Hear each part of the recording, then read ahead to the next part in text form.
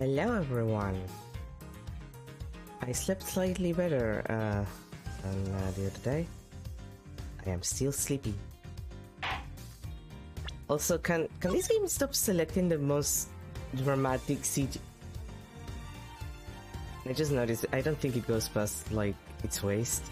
This is a little horrifying. Like I need to see like this creature scratch. I think none of this is happening, and let's just move on with our lives. I don't want to be here. I don't want to be dealing with this shit. Right. Okay, what we were left with. Okay, I guess we're gonna have to talk to people. Oh god, I hate talking to people.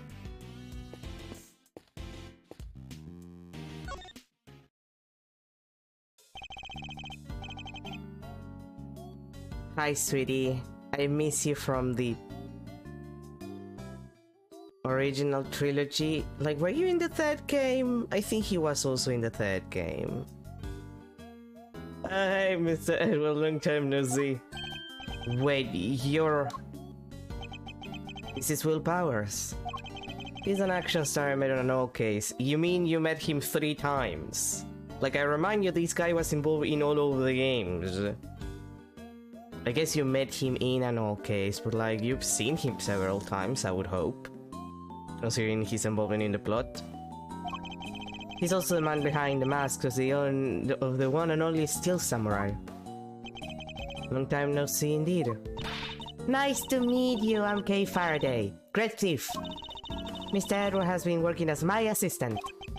Good to meet you, but the thief, Mr. Edward, has been assisting a thief. Let's not worry about that for now. We'd like to ask you about what happened this morning, if that's alright. Hey, whoa, guess who's back? Everyone's favorite movie star. Well, technically he was like in one movie. And that got short because a murder happened. God, I miss Dee Vasquez. She was so fun. Sure, I don't know if I can be of much help to you, but sure. So he'll be one of Sean's work colleagues. I guess we better just dive right in. Hey, you were investigating this one, Mr. Edward. Well, I am... Yes, but I'm not the prosecutor in charge, of course. But if your case, here's assistant, I guess it is her case? No, that's simply... I can see you're an intelligent man. You're right, of course. I'm in charge of this one. Don't encourage her. Alright, I'll need you to give me straight answers. First of all, this case. Have you noticed anything weird? I mean, perhaps you could give me your, impressions? Is that supposed to sound like me? My impressions, I guess my main concern is, no offense to the victim and all, but is it all over for the production? Are we done? I can't help but worry. I think it's probably safe to assume that you are, at least for now. Yeah, you're gonna be like stuck on this limbo of like, you know, murder investigation for at least a couple of weeks, and then they're gonna want to like take a couple of weeks to wait to continue with the movie thing until things have chilled. Like, depends on the movie studio, but give or take, you're not gonna be doing this shit for like at least a couple of months. Right, I knew it, what a bummer. We don't have the location for much longer either. Because we're due to finish shooting soon? No, because they're due to start building. That lot won't be empty for long. They were letting us use it while they got ready to make a start. I guess the plan was to shoot the rest on a lot back at Global Studios. I've been so worried about everything. What with people spraying all these rumors too? Rumors. Yeah, this journalist keeps coming around. Yeah, I've been hiding real monsters under their set of yours. Yeah, I can do that. I'm gonna expose you. She's always saying stuff like that. I think I know exactly who this journalist might be. Yeah, the photographer, right? I thought you maybe knew her. But you're not, are you? Hiding real monsters, I mean. Are you kidding? If they had real monsters to call on, I'd be out of a job. Alright, I probably should present the photo to him. Feels like you're right there behind the scenes, huh? This has been such a great shoot. Everyone's so into it, crew, cast, everybody. Sure, it's not always been easy, but we keep smiling right through it all. What an atmosphere. And now, this. How did this happen? Why do I always get involved in murders when I'm shooting something? There's not much we can do right now about the fact that shooting has been suspended. But if we can solve the case, maybe there's a chance the movie can get back on schedule. Another reason to do what we came here to do. Huh. Be that does nothing you would expect. So you've all been working hard on the movie.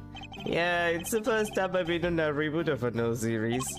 This one's been a real challenge for me and everybody else at Global Studios. If only they put this kind of energy into making a new Steel Samurai show or something. Edward! Look, Han, I'm also stuck on the limbo of liking a thing that they're not doing anymore. But that's what fanfiction is for. Edward, have you considered writing fanfiction of the Steel Samurai? Maybe about him making out with the evil magistrate. I'm just saying, Edward, maybe you need to go to Comic-Con and buy yourself some dojis of the Steel Samurai, you know? Be an adult about it, Edward. An adult who goes to the Comic-Con. Which, admittedly, that's most adults. Like, I don't remember Comic-Con having a lot of children when I've seen pictures of it. What role are you playing in this one? Me? I'm Tyrannosaurus himself. No way, you're the star. Well, not quite. I'm in a costume, see? My face won't ever appear on screen. They're contractually obligated to not let me show my face. Really? Still, that's pretty amazing. I wish I could wear a costume like that. Hey, do you think I could try it on sometime? I'd settle for just climbing inside one of the horns. I'd love to say yes, but that's not how it works. You can't really climb inside that part. I get it, because I'm an outsider, right? That's not the issue at all here, Kay. Can I ask you a couple of questions about Sean? John? Oh, sure.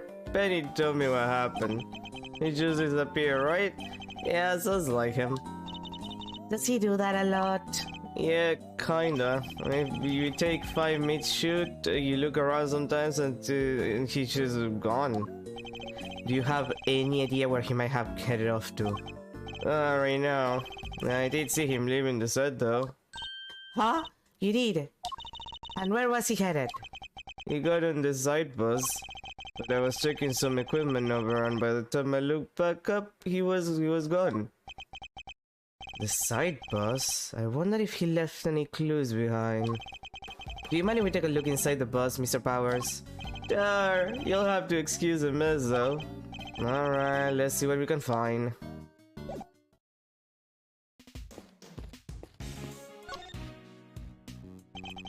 There's an array of filming equipment here. Are you getting ready to shoot something? No, nothing scheduled for today at this location. It's just a case has gone missing. Case? What is he talking about? Yeah, all the stuff that is normally stored inside a large case. But I look away for 5 minutes and it's wandered off somewhere. Sounds like there's a thief around here. What exactly was taken? Just the case as far as I can tell. Why only take that? I would have been more interested in what it was inside it myself. I guess whoever took it must have needed the case more than its contents. Did they need to put something in it? Kidnapping? Kidnapping. Where would Sean have been sitting? Sean? Oh, that's his seat, right? That's his seat with the backpack on it. There's something poking out of it. A videotape? Huh? This is when we're shooting. But we should have one. There's something he wanted to record. This could be a clue. Do you have a way for us to check what's on the tape? Yeah, there's just a couple of money to set up right over there. Alright, he didn't play.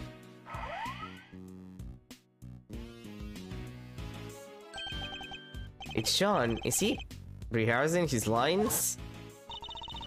Sean was there on his own, running his lines. There's a clearly visible footprint right there, which means this must be from last night. Yeah, he does this sometimes. When he's not happy with a scene, he borrows the equipment and goes over it on his own time. Wow, he's really dedicated, huh? Sure is. He may be young, but he takes his craft seriously. You gotta admire it. Well, that part of it at least. They're using the kit without asking part, not so much. And he would have been able to use the equipment on his own. Sure, if all he wanted to do was shoot something pretty basic. Huh? What is it, Kay? Where did Sean go? He ran off somewhere. And just left the camera running. He stopped. I guess he ran out of tape. So that's all there's... So that's all that's on there? Sean's rehearsal? That's not very useful. I don't suppose there's anything else. Nope. It's a map of the area around the big building. Let's take a closer look. There's a sunset station.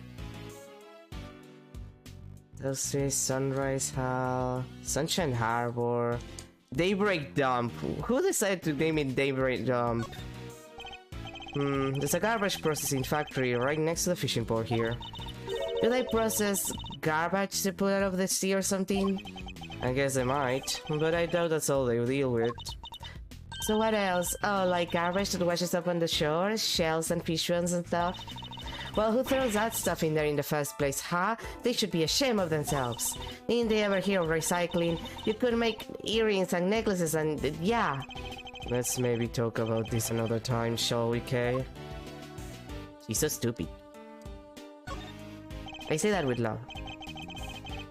The Sunshine Coliseum. They hold all kinds of events there. Yeah, I wanted to go to the World Thief Symposium, but they canceled it this year. It was so cool. Thieves from all over the planet, all gathered in one place. I mean, there was this thing where they arrested pretty much everybody who attended, I guess. And some people did say the whole thing was just a trap set by the police. And yet you still wanted to go? I don't really buy into all that stuff. But they do say the light from the sun in the morning gives you more wrinkles, right? And why are we talking about this? What do you think? Because they called it Morning Tan Park. I'd certainly like to be basking in the morning sunshine without caring the world right now. They send more Sundown Sanitation Plant.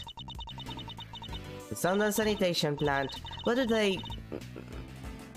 make cleaning products there or something? Sadly not. I think they just incinerate all the garbage the trucks bring back.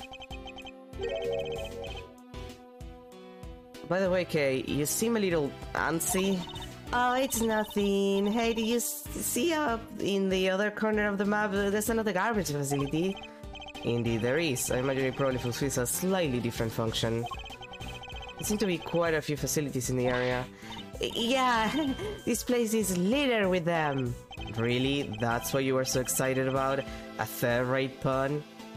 No. That was a very third-rate pun, though. This is the big building itself, so that's where we are right now. It's kinda cool looking, but I still can't quite bring myself to like it. I'm not surprised. In fact, I wouldn't be surprised if you never wanted to come here again. Hey, when this is all over, when we have the whole class wrapped up, the whole case wrapped up, can we maybe come here just for fun? We can game rummy too. You don't let the past drag you down, do you? It's an admirable quality, I guess. Let's think about that later, shall we, Kay? The case isn't over just yet. We can't afford to start making plans when it's done. No fun. Fine, then let's hurry up and solve this little mystery, shall we? And that seems to be everything that we can check here. Well... Police, my mortal enemy. A very good day to you, sir, prosecutor, I would say. Which case is this? This is the last case of Ace Attorney Investigations 2. Prosecutor's Gambit. So we're at the end, but like the beginning of the end, because this is early on in the case. The president of a foreign nation died, and or technically got killed. So now we'll have to deal with that. Huh. I'm not a prosecutor anymore, but he doesn't need to know that, I guess.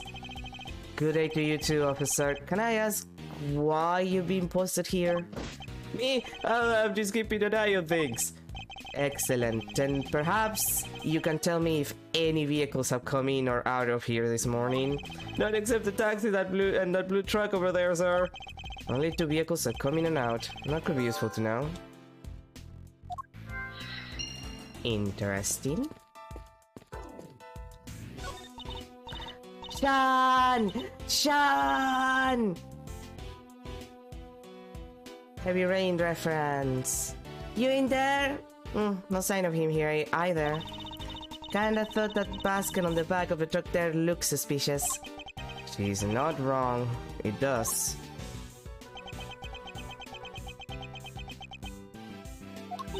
Huh? What are you doing, Mr. Edward? Why are you touching the truck?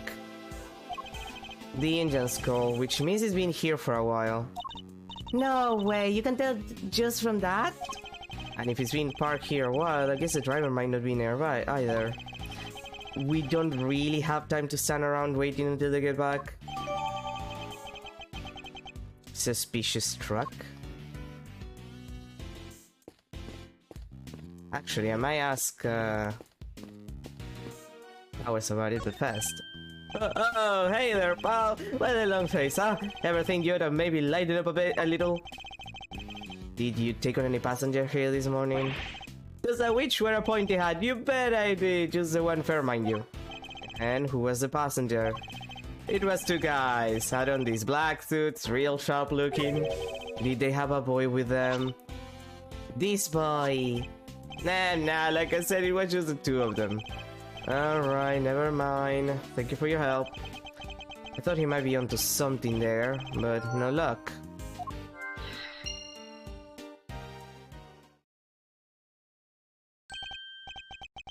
It's midnight already. You think Judge Gabel and the others are doing okay? No, not at all. I'm not sure. How long is it realistically possible to drag out proceedings, I wonder? Edward, I remind you that your boyfriend cross-examined a parrot. You can drag proceedings a lot in this goddamn town. We have to find Sean. Indeed we do. Ah, heck, not like that, dang it. Oh, those 2 are back. I think we're gonna get us a scoop like that. Sorry, Chief, my bad. How many times I gotta say it? We're scoop fiends. Wild creatures that survive on scoops and scoops alone. Every second we ain't scooping, we're starving. It's scoop or die out there here. Yes, Chief. Well, look who it is. Although I can't help but wish it wasn't. I need those 2 get here. Hey, Mr. Edward. We should go talk to them. Should we? Fine. I hate my life. This is really... It's really easy, Edward, I hate my life video game. Hi, Lotta. Miss Lloyd calls you Chief, doesn't she? She sure does, cause that's exactly what I am. She's my #1 cop reporter. She seems my unique brown nose shutterbugging caught her eye, so she came to me to learn the trade. Maybe she'll bring Polly with her so the proceedings can be dragged out. The worst part is that we saw Polly in the prison and Edward doesn't even like acknowledge that we saw Polly in like the second case. And it was in a prison with animals. A prison that happened to have like animals in it also. She may be a scribble, not a snapper, but the both of us are hungry for a scoop soup 24/7. And besides, who doesn't want to be called chief, right? Miss Hart's pictures were what drew Miss Lloyd to her. I suppose it's no surprise that this particular chief attracted an apprentice with such unique tastes. Yeah, she didn't score no big story just yet, but she's hungry, boy, is she. Hungrier than me, even. And she was a Tyrannosaurus exclusive batter and coyote wants a chicken. She's been turning this place upside down all day looking for leads. He has. Maybe she knows something about the kidnapping. I think we should ask her, don't you, Mr. Edward? Agreed. We need all the help we can get to find Sean. And I can't think of one piece of evidence that might encourage her to tell us what we need to know. So, now that the story of the underground auction is in the bag, what's next? Come on, as if you even need to ask. Tyrannosaurus as what? They done dropping him right in my dang lap, snuggling stairs to cover the action. And then he shows up right under the dustbins and stomps eagle footprints everywhere for good measure. I've been so confused who's Sean. He's just a child actor who just also happens to be the child of this judge lady that has been a pain in my ass. Alright, there was an unofficial... I never played the unofficial translation, so I don't have that problem. Like, I never played the unofficial translation. I kinda dropped the series for a couple of years before I got to play it. So I don't get that issue with, like, the names. This is the first time that I deal with these people, so... Well, not with Lotta, but in general.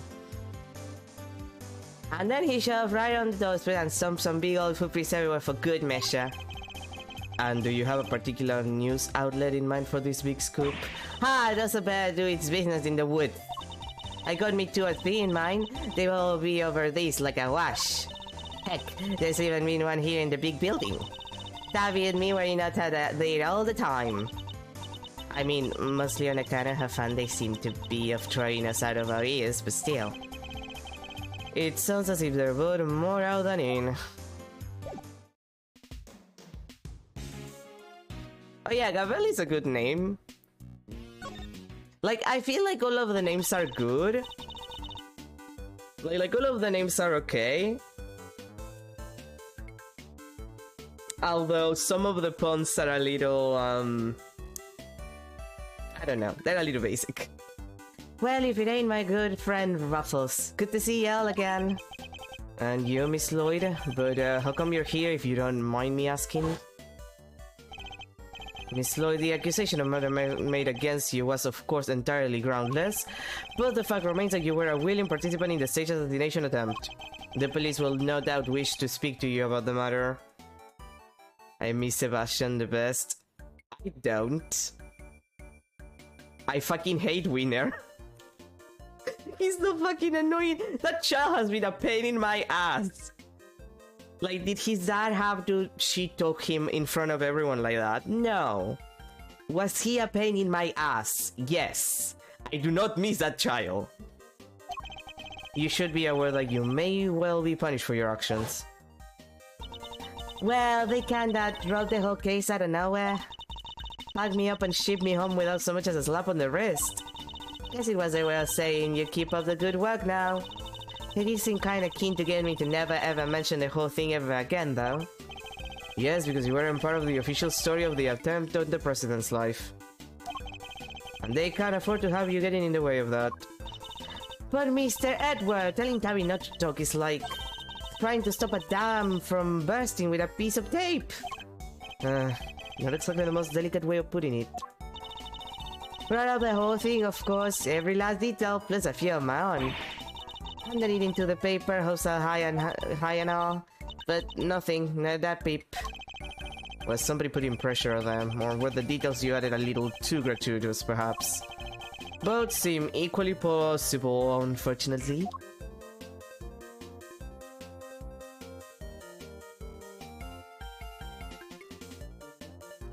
I mean, Sebastian the Best is not a bad name, but like, considering the name they gave to his dad, I feel like it works.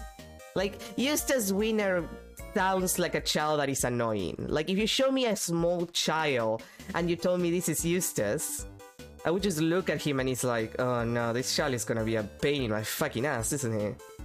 This child is evil.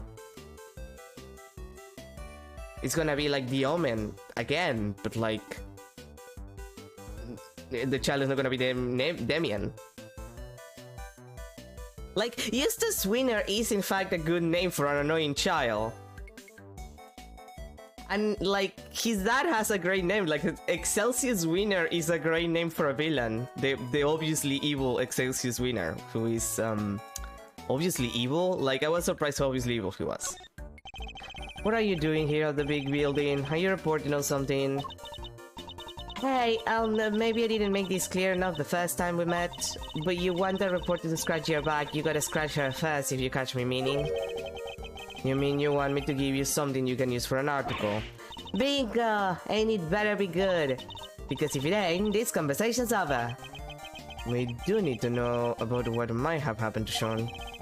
Perhaps I could show her a piece of evidence and see if she has anything to give me in return. Well... maybe the footprints? She snuck right into the lion's den without even thought for her own safety. Yep, the chief's a real champion of true, alright. Ain't that so, Mr. Edward? Can I say no comment? Perhaps we should reserve judgment on that until we know a little more. Nah, I'm more about judge now, think later kind of guy myself. Nothing else to tell the readers? Only that I'd like you to consider being a little more impartial in your reporting. Nah, I'm more of a character to your audience so they love you more kind of gal. And my audience is mostly the good old chief. I wish you at least try to take things seriously.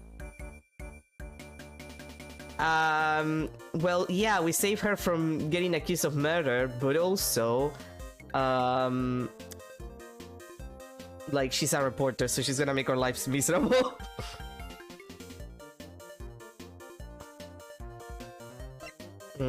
Let's see, what do I have that could be useful?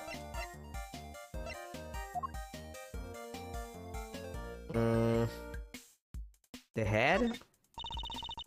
No, that's the same. Okay. Like, I'm trying to think, like, what is the stuff that could be useful for the scoop? Maybe the picture? Like, would the picture work? Oh, okay, it's a picture. Miss Lloyd, this picture. Say no more, Ruffles, I already know what you're gonna ask. You do? You're looking for him, right? The kid? What? You just can't get out from under the drama, huh? Whenever he goes, the body's full of mild cerebral trouble magnet. You know, the worst part is that she's right. This is the second international incident that Edward has been in the last, like, month. Like... the first game, Edward was just hounded by Interpol. We had to deal with fucking Agent Lang the entire goddamn time. And it was just case after case. No, not even that. Like, I'm sorry. Phoenix Wright at least gets in trouble with, like... the district... like, the district area. Like... Phoenix Wright gets into shit in the district area. He does not move from this country. Miles Edward is in the middle of an international scandal. The president of a foreign nation has been killed. Like all of the embassy shit in the first game. Like, this man gets in international trouble. He gets involved in international incidents all the goddamn time. Meanwhile, Phoenix Wright is just like, I'm gonna cross-examine a parrot. I'm gonna cross-examine a medium. He's trying to one-up Phoenix. At this point, yeah, kinda. Also, same on the Agent Lang hate. Like, he grows on me, but also I wish he was less annoying. Pretty much sums you up, right? Is my reputation really so sordid? Edward, please. It is worse than sordid.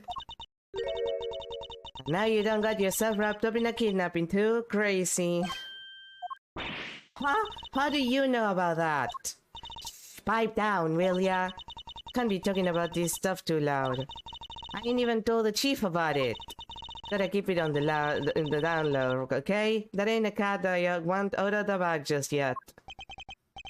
Seriously, how do you know about it? We just found out, like, after annoying a judge for like 30 minutes.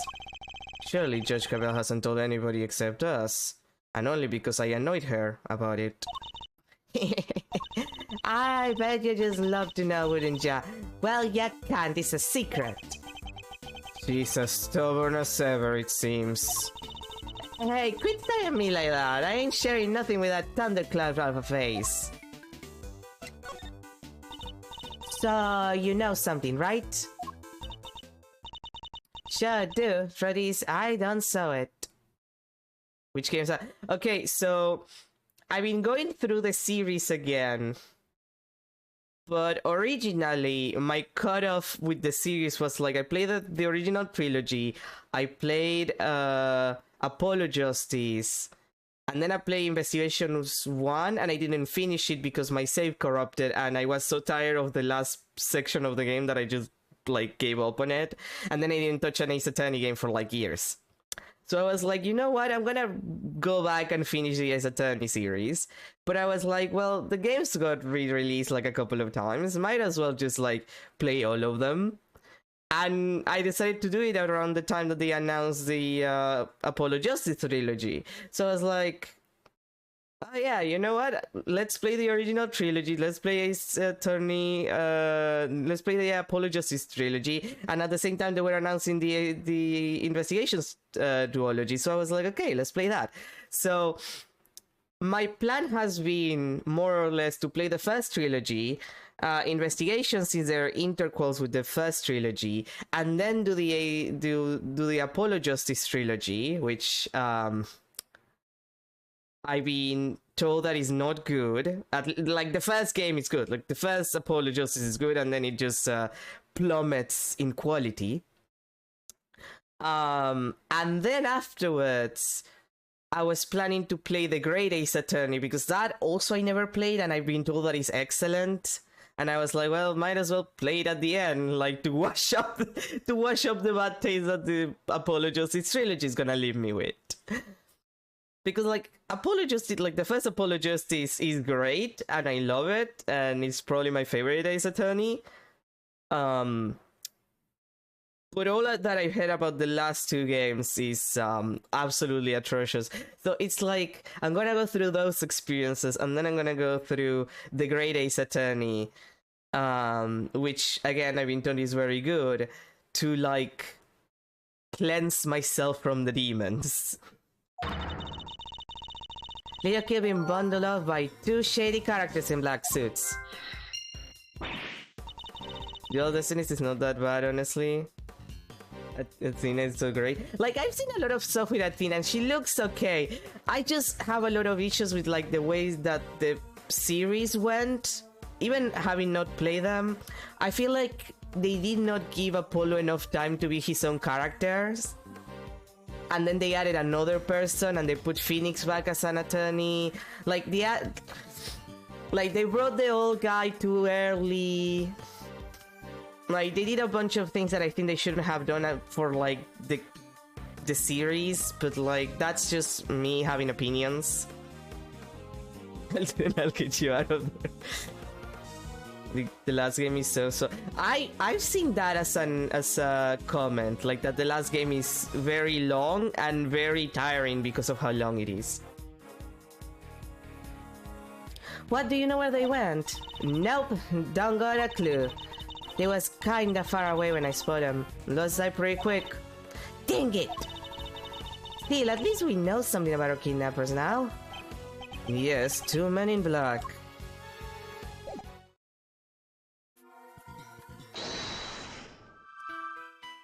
It's a drag, and the last case comes with life-changing stuff. Damn!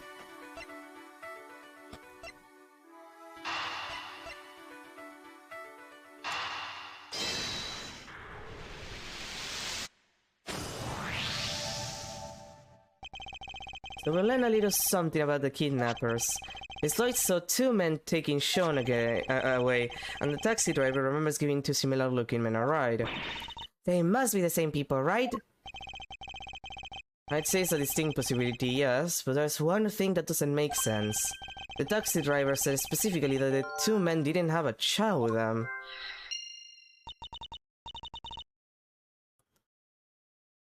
Oh yeah, that is weird.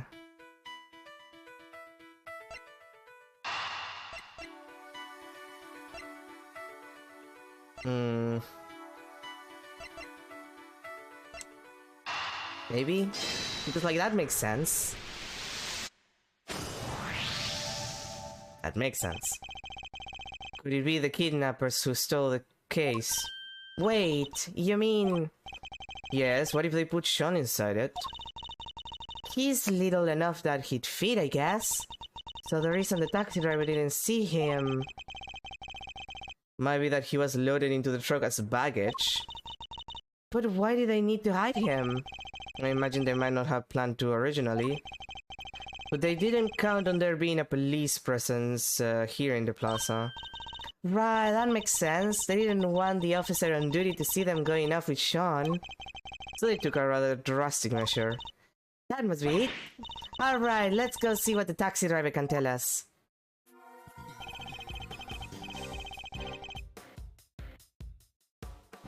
Oh, Gravity's just fine with me. That's what most people on the internet call me these days. The two men you told us about, did they have any baggage with them? Oh boy, did they! A giant case wasn't easy getting the thing in the trunk, I tell ya. That settles it. Must be... they must have been the kidnappers. Where did you take these two men, if you don't mind me asking? Look, I can see this is important. How about I give you a ride there? That's a great idea. Come on, Mr. Edward. Alright, thank you. My pleasure, folks. Investigation completed. Well, it's my pleasure. April 6, 12:57 p.m. Question mark, question mark, question mark, question mark, question mark, question mark, question mark, question mark, question mark, question mark, question mark? Question mark. Did he have to drive that fast? Feels kinda queasy. Are you okay, Mr. Edward? You look a little green yourself. I'm fine. The driver said he took the man to the garage of this house right here. Which means this must be where they brought the case. No way, look at the name on the mailbox. The name? What? Excelsius Winner? This must be the chairman guy's house. What? Excelsius Winner orders Sean's kidnapping? Isn't he currently under arrest? Nice, the garage door is unlocked. You spotted that quickly. Although I guess I probably shouldn't be surprised.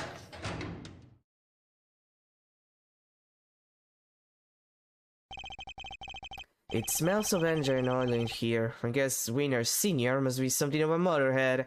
He's literally dressed as a what do they call it? Hell's Angels. He's literally like dressed as a Hell's Angel. Of course, he has a motorbike. Of course, he's the evil motorbike guy. Anybody home? No? Anybody? What are we, Kay? Common house thieves? You take that, bad. We're great thieves, and don't let me hear you say different. What's a Hell's Angels? Okay, so Hell's Angels is a motor gang, basically. Like, it's a motorbike gang, which there's different like sections of the Hell's Angels, but there's a lot of crimes, including murders, that have been attributed to Hell's Angels. But it's basically just like a gang. It's a motor gang. So like, yeah, he's a motor. They're motorheads who also happen to be a gang. Have some self-respect, Mr. Edward. She didn't like that at all. Anyway, it seems nobody's around, which hopefully means we're not at risk of being arrested. Don't let your guard down yet, we're only just getting started here. Now let's find us some treasures. Aren't we supposed to be looking for Sean? Well, Sean is kind of Gabel's treasure. I think we know what this is. Yes, this has to be it. The equipment case that Mr. Powers told us it was stolen. They folded little Sean up, packed him in there, and shipped him all the way here, huh? He's a boy, Kay, not a piece of equipment. And it's possible that he's still here. Not in here, but like here in general. Then we'd better find him. My reputation as a great thief is riding on this, and yours as my assistant. Sure it is. Look, a treasure! These are mechanics gloves. There's a time to be worn when fixing vehicles or working with machines. They're coming in oil that looks like it must be from a machine, too. And strangely dirt. An awful lot of dirt. And something that looks like glass, Edward. Edward, that looks like glass and or transparent plastic. Also, yeah, the evil, obviously evil guy has gloves that say death on them. Like on the tip of the fingers. Yeah, no, like this is the obviously evil guy. I thought they would have gotten like that from motorcycle maintenance. I hate the guy, but I have to admit, I like his gloves a lot. You think we can maybe come up with a good excuse to, borrow them? I was about to take them into evidence, but now I'm not so sure that's a good idea.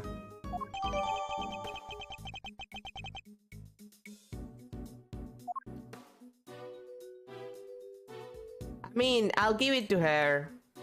Those are cool gloves, but, you know, obviously evil guy, you know?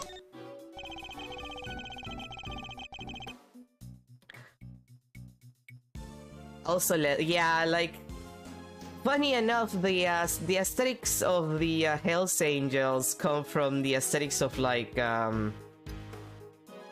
leather daddies.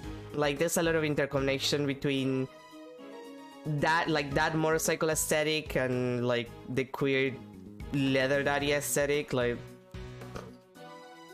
but yeah, it's basically a gang. Not all Hells Angels, to be fair.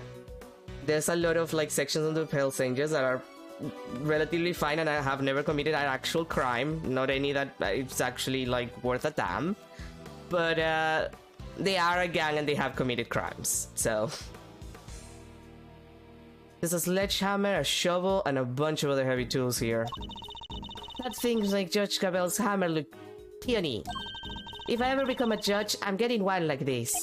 I doubt you'd make yourself very popular swinging one of those around in a courtroom. Really? Fine. What if I swung that shovel around instead? Then it wouldn't be a courtroom, it would be a circus. Promise me you won't do that. Ka-thunk. Huh? There's somebody in the back there! Sean, is that you? Sean, stay right there, we're coming! That's...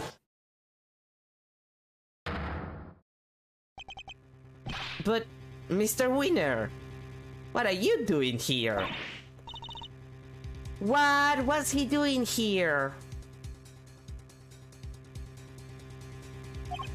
Oh yeah, no, like, again, they're a gang, but like, there's a lot of section of the Hells Angels that are actually pretty okay. Like, they're people like anyone else. It's just like, there has been a history of them committing crimes, and there's been a couple of murders. But...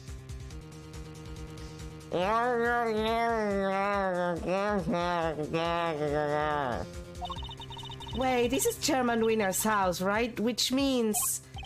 Yes, it's Mr. Winner's home too, presumably. So how did he how did he wind up like this? Oh yeah, no, like there's my understanding is that you have like different pockets of Hells Angels in like different states and whatnot. Like it's not a unified kind of thing. Not in the sense of like other kinds of gangs when you respond to like a central figure, let's say. Like not like the mafia when you have like, you know, a central figure that gives all the orders. It's a lot more disorganized in that sense. Untie him, Kay, quickly. A little expert road pork. Ha! Leave it to me. Alright, like this, and through there, and you're free. Are you okay, Eustace? His honest reaction to this. He looks like he's been through hell. How did you come to be tied up down here? I don't know! You found me, why don't you tell me? Because we don't know, which is why we're asking.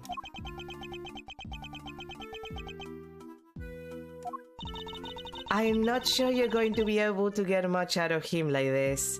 I think we need to get him to a doctor. Like, the mental doctor. No, in which case, there's only one thing for it. Therapy? Wait, you mean therapy, right? I hate to be the man when he's down, but it might be the only way. Are you sure? We could use therapy. You don't have to solve everything with mind chance, Edward. Look, don't go too hard on him, okay? You might push him over the edge. Understood. I'll thread carefully, I promise. But I can't promise I'll be very good at it. Working with logic chess, god damn it, people. Think of the poor boy. I hate him, but also... I never held back against my opponents before, after all. I can't believe we're mind chesting with this child. Mind chess. The last time we saw him, he was running out of the courtroom, in tears, after his dad shot on him for like 30 minutes. At least it's not mind mahjong. Oh god, no! I would die if this game had mahjong instead of chess. I already don't understand the rules of chess. I don't want to think about mahjong. Edward out here seeing a traumatized kid and immediately saying, let's fight mentally. How did he wind up here? You don't understand. You don't know what it's like being me. Oh, but 5! He's the first one with 5. He's been through a lot. It's going to be hard to know what might cause him to lose control. In which case, I guess I might just have to quietly listen to what he has to say. Mental blast. Why me? Why am I always the last one to know? The butt of every joke. He clearly has questions. I'll have to do my best to try and answer them. But he's also clearly in no fit state for this. I'll need to try and finish this quickly. I should figure out what he needs to hear and try to calm him down. Okay. Wait, did that say you're a total failure of a human being? What? That's a 17-year-old! Like, I don't like him either, but Edward! God. Just take a deep breath and tell me what's on your mind, Eustace. No, I will not! Even if I did, it's not like you'd listen to me.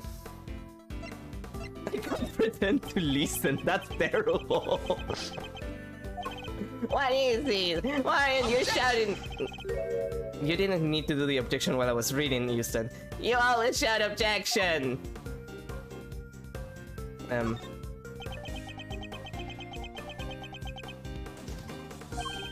What? You're really going to listen to me?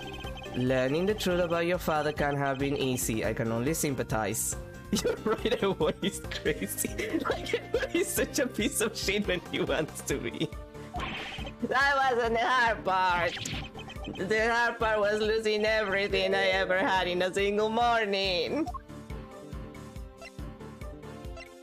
Oh. God damn it, I didn't mean to touch that, that was me sleeping.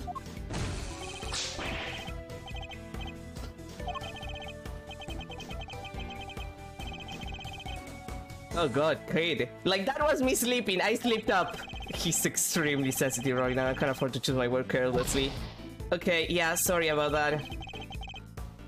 You're mine until I said otherwise.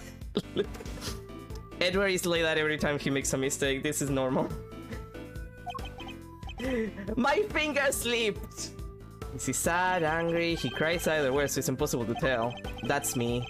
Crying while I'm angry and sad. I just have to ignore his ears and concentrate on what he says. Okay, let's go back to this shed. Okay. Objection!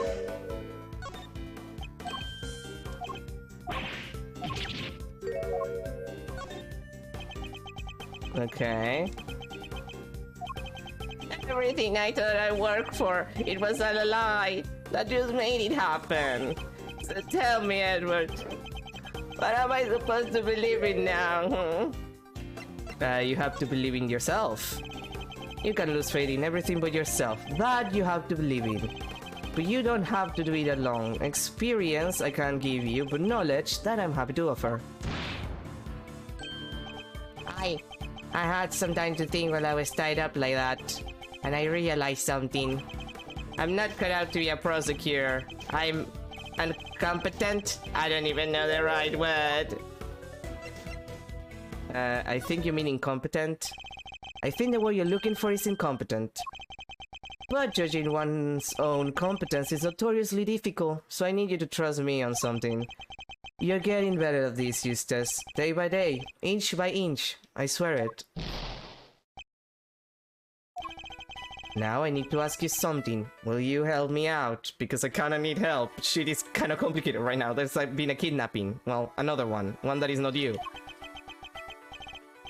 Sure, what do you want to know? Well, first of all, thank you for calming down. Next, I want you to tell me about your kidnapping. I need you to be as detailed as possible, Eustace. Tell me everything you remember seeing and hearing. Do you have any idea why somebody might have wanted to kidnap you? What do you mean? Why does anybody kidnap anybody? For ransom, right? I'll need a clue if I'm going to pursue this line of questioning any further. Well, god damn it. What would somebody kidnap you only to take you back to your own home? Don't you think I want to know that too? I am the victim here. What are you asking me for? What am I supposed to know? Immediate rejection. They locked me up in that book, they locked me up in here. I was so scared, And did you happen to overhear anything your kidnappers might have said? I think would say, if you want to blame somebody, blame the guys who own this house. The owner of this house, that's your father, isn't it? Is it? I guess it is, oh, I get it. The kidnappers are people hated by my dad. That's not it. At least not based on what else we know of the situation. But there was some kind of link between the kidnappers and Winner Sr. that could be a clue. Okay. Do you have any idea who your kidnappers might have been? No, of course I don't. If I did, I have told you already. Ah yes, perfect time to deploy my clue. Your captor wanted you easily at hand. Where could be more convenient than one's own home. I hate to break this to you, Eustace, but the kidnapping was ordered by your father. What? You don't think he wanted me out of the way? That he was going to kill me? Eustace, I hate to break this to you, but he admitted to killing your mom. I think he was definitely going to kill you. I say that, but that's mostly a joke that I made on the fact that he said that he doesn't know where Eustace's mother is.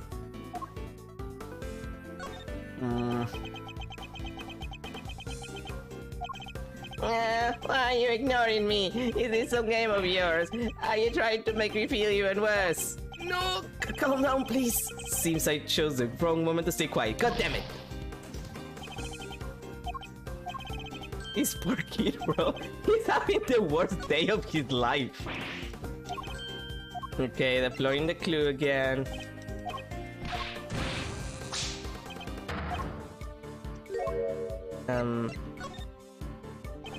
What good would that have done him? His own son dead in the family garage. He would instantly have become the prime suspect. You're right. Okay, so why did he have me kidnapped? Well, it wouldn't have been for a ransom, not his own son. That wouldn't make sense. So his motive for the kidnapping must have been something else. This could be an important clue.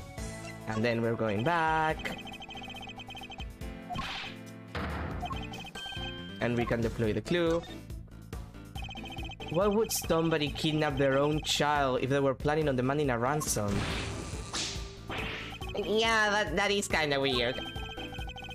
Did anything odd happen during the kidnapping? No, I just asked a stupid question and then they grabbed me, huh? Their question, what did they ask you? The soundtracks for these games are very good. I feel like the soundtracks for Investigations 1 is better than Investigations 2, but like the Logic Chess music is very good. Stop glaring at me like that. And what was it again? Oh yeah, they asked me if I knew Gavel. Of course, things are starting to fall into place now. Your father, his goal wasn't to kidnap you. He was out to kidnap Judge Gavel's son, Sean Fenn, because he wanted to force her honor into declaring Garden Lagarde not guilty. Wait, Gavel has a son? And it was also Lagarde would be found not guilty? I think you were mistaken for Sean, and that's why you were kidnapped, which is hilarious because he's like a 13-year-old and you're 17. What? You mean I went through all that by mistake? Wait. That kinda makes sense. Yeah, that would explain the part where... Where what? How you remember something? No, it's nothing. I'm nothing. I'm using it. Meaningless. Just leave me alone. This isn't good! I think I pushed him as far as he can reasonably be pushed. I have to call him down and get him to tell me what it is he just remembered. I don't like that the music has sped up. It makes me feel unsafe. Judging by his fragile demeanor, I'd say he's still suffering considerably. I need to help him get back on his feet. You remember something just now. What was it? I didn't remember anything. All I remember is him. Him? You mean your father? No, I didn't mean to bring him up. I'm nothing compared to him. I never have made prosecuted if he didn't help me. I've been wanting to ask about that for some time. Why did you become a prosecutor? What do you mean? You think it too, don't you? I wasn't meant to be one, that I'm not good enough. Those two answers, like... Edward. Say something, will you? You chose this path. Why? You must have had a reason. It's not like that. There's no real reason behind it all. The reason is stupid and dumb and not important. Damn, I knew that already, Edward, please. Like I said, it's stupid. It probably doesn't mean much to anybody except me. I've often felt much the same about my own reasons for becoming a prosecutor. Really? You have? But you're a real one, a good one, a success.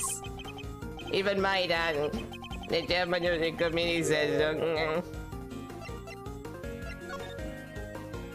You wanted your father's approval. I can well understand that.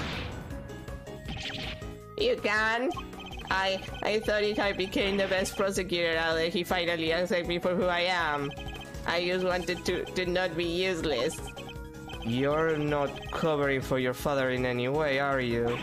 What? No, I won't cover for him ever again. I mean, why would I after what he's done?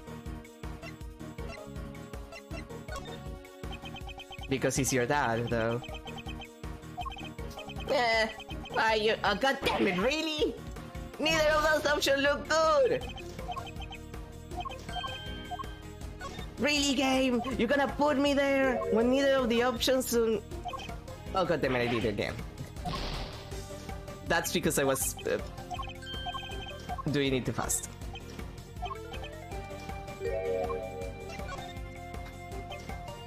I hate Manchester.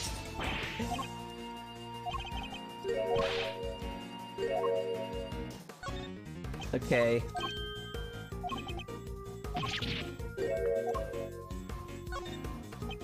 Okay.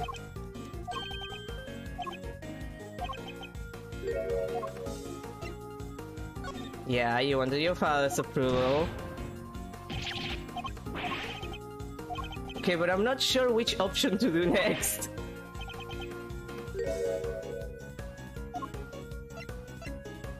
Oh, there it is. That's the one. You have a strong desire to be of use to him, so he'll approve of you. Is that fair to say? Edward, you could have been a psychologist, you know? Imagine doing mind chess to your patients. I mean, why can't I be just once? Just once in my stupid life. I make it better. Why can't I clean his name? Please tell me that I didn't fuck up with that one. God fucking damn it, game! I just wasn't sure!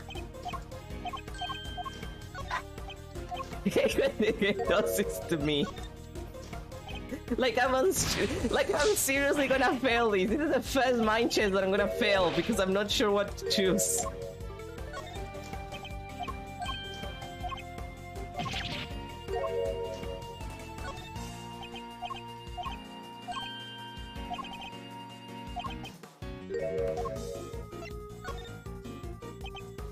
Like if I fail these because I fucked up this shit, I'm gonna become the Joker.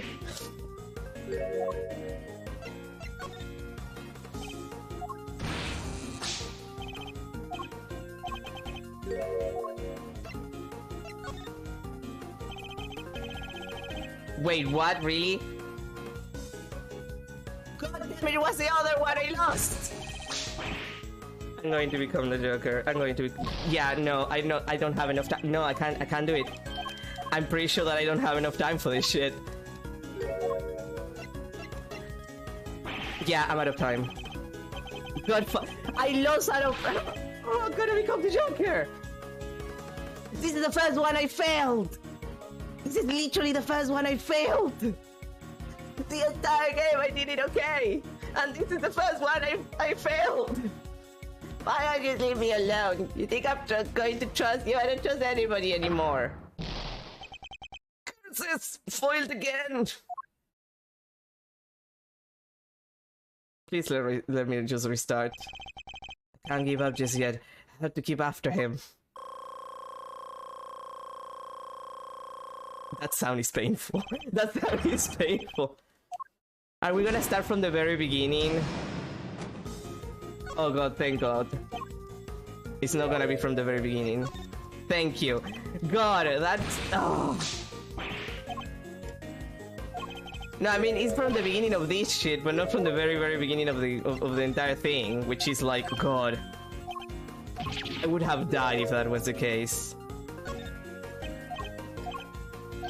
Like, first mind chance that I fail, and it's against this kid. Like, this kid is the one that makes me fail a mind chess. I didn't fail against Excelsius, and I fail against his son.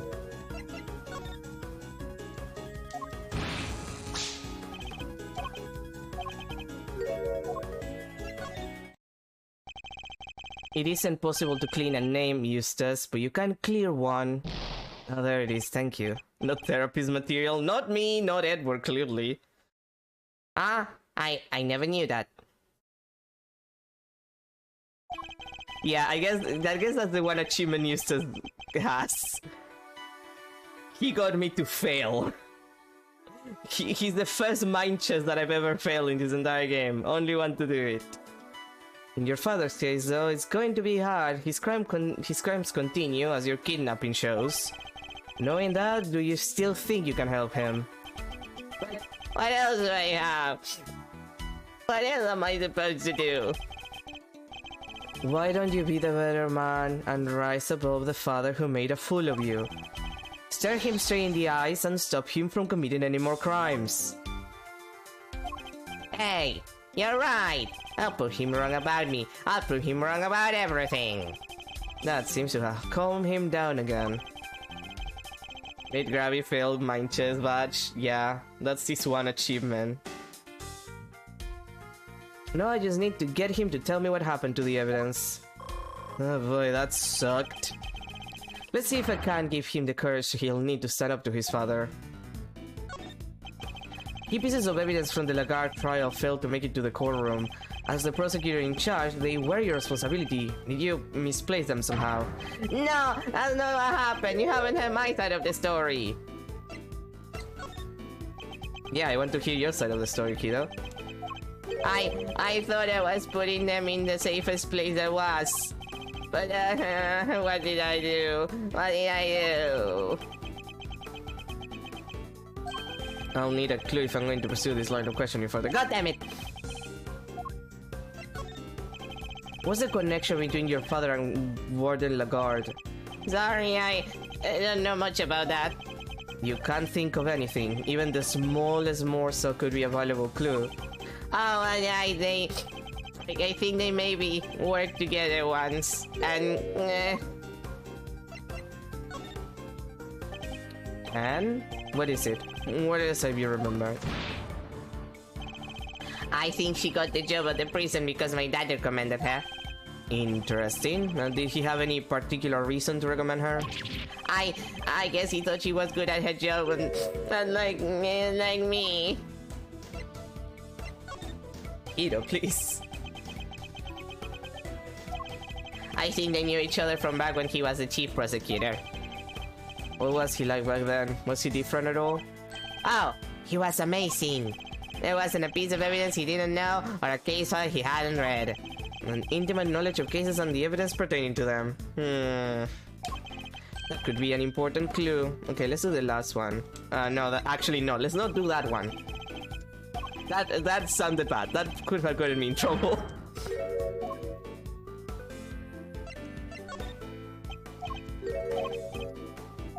Okay. Since he's drowning himself out again. Guess I better send out a lifeboat and bring him in. I think I know what you thought would be the safest place possible. With your father, isn't that correct? He told me it will all be safe with him. He said there was nowhere safer. Well, I'm afraid he betrayed your trust, and in the ugliest way possible. So he got rid of it. Why not? What were you thinking? Your father wanted to obscure the truth in order to ensure that Warden Lagarde was declared innocent. There's no easy way to say this, Eustace. He used you.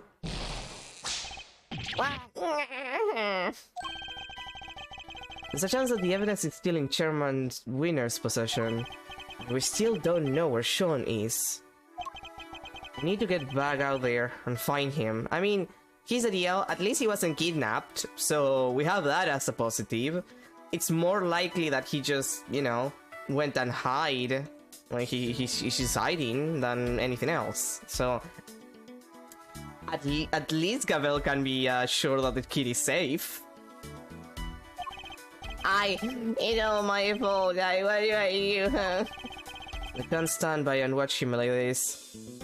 The kidnappers are stupid though. Oh yeah, they're very dumb. Like, they could have at least gotten like a picture of what the kid looks like, so they actually can kidnap the right one. Like, they're not very professional. He's had a brutal collision with a reality he never knew even existed. I should ask him what he means to do now. Perhaps I can even help him figure that out. There's no way around it. The road ahead will be a hard one. But maybe this is fate. And maybe my job is to point him in the right direction. So, what now, Eustace? Well, first I'm going to give this stupid jacket back. I don't deserve to wear it. My dad always said that clothes make you a man, but I'm no man. Well, congrats on your transition, honey. It's clothes make the man, Eustace. Yeah, no, I know, they just ask if Eustace knew Gavel. It's like the worst kidnappers in history. At least take a photo, like grab something to let you identify the kid. God. It is? Thanks, Edward. I'm learning a lot from you today. That's good to hear. Now about that jacket, why don't we make you into a prosecutor worthy of it? Alright, let's do it. Let's make it so nobody ever makes fun of me again. Oh, they'll still make fun of you. God, I wish I could say that without fucking up. How? How do I get there? Tell me. What do I need to do? I don't know. I don't know. At least ask Eustace if he's her son, bro. I need a clue if I'm going to present this line of questioning for the... God damn it! Let's try another track for now, okay. Do you mean to be like your father, to continue to ignore the truth? Come on, give me a break, will you? Can a guy get a glass of human kindness when he needs one? Are you talking about the milk of human kindness? I'm afraid that's not quite how the phrase is used. Retake the prosecutor test. I mean, go back to school, like, do your career again, and then, like, retake the test. Huh? It's not? Listen, talking with you like this, it's helpful for me too. There was a time where there were truths I didn't want to face up to either. But a good friend taught me the error of my ways, and by a good friend I mean my boyfriend. What the hell is the milk of human kindness? I'm not entirely sure, that's a phrase that I've never heard. I do wonder if it's a Japanese thing and it's just like, you know, not a thing that can be translated regular, like there's no idiom that can like correlate to that, so they had to translate it literally. Because that's a weird one. I'm pretty sure I never heard that one. That's nice, but I don't have anybody like that. If you could muster the courage to try to find your feet again, I'd be very happy to help. You would? But only if you really mean to try. I don't want to be like my dad. You want to be better than him, don't you? Yes, Eustace, I see it now. Do you mean to continue work as a prosecutor, Eustace? It's a phrase from Shakespeare's Macbeth, meaning compassion, sympathy, and Really? For Macbeth? Well, to be fair, Macbeth is one of the few Shakespeare's plays that I think I read once, I never read. And it's been like 15 years since I did. No wonder I don't remember that one. I don't even want to think about that yet. After all, I only ever became one because of my dad. I probably shouldn't even think about carrying on, should I? The only person who can answer that question is you. Yeah! Only you can decide what path you choose to walk. Then, I don't want to stop being a prosecutor. I love forcing the police to do things for me. If I give up now, I'll regret it for the rest of my life, I just know it. So he intends to see this through. I'll bear that in mind. He's told me that he wishes to be better than his father, and that he wishes to remain a prosecutor. I take that to mean that he wants to be a different kind of prosecutor than his father. That's the father's important decision he's ever made for himself, and he tells us where he means to go next. Okay, and now we can actually use a clue.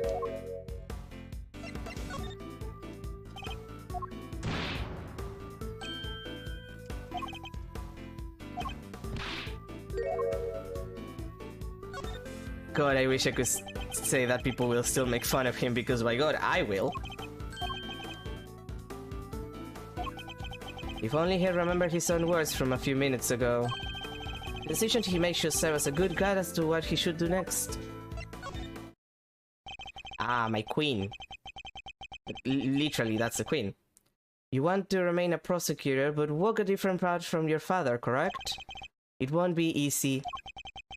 But the path you have chosen is that of the true prosecutor.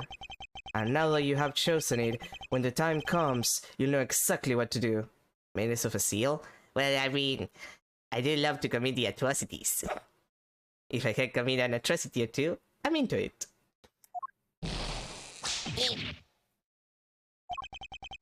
You're lucky. I myself still haven't quite decided what to do with my life. But you have, and it's a choice you made all on your own. Now all you have to do is believe in yourself and in the path you've chosen. Yeah. Mistaken for Sean and kidnapped by his own father's underlings. I can jump. If I try... God damn it, I can't jump very high. I'm too fat to jump high, I'm sorry. It's embarrassing. It's embarrassing. Losing his belief in himself as a prosecutor after his father stole his evidence. He's been through so much in the span of a single day. More than I can imagine. Well, it took a little longer than I thought it would, but that's checkmate. Got my HP. Yes! That was the worst therapy session that I've ever seen.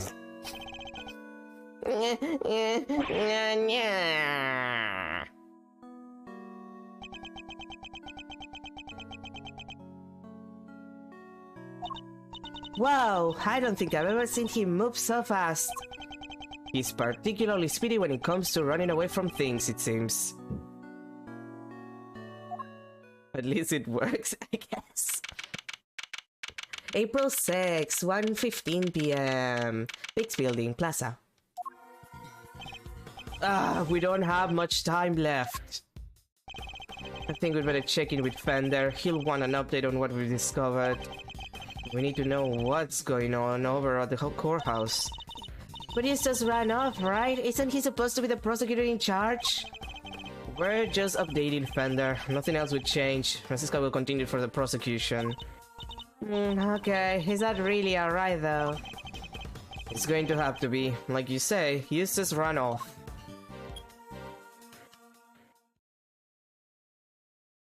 Hi guys, how's the case going? Look, I hate to be a stickler for the details, but let's get over this one more time, shall we? No matter weapons mean no conclusive proof means no conviction. That's all there is to it. That makes no sense. The lack of a murder weapon doesn't prove your client's innocence. Don't make me come over there and whip it into you. Eddie, darling, how much longer is this going to take?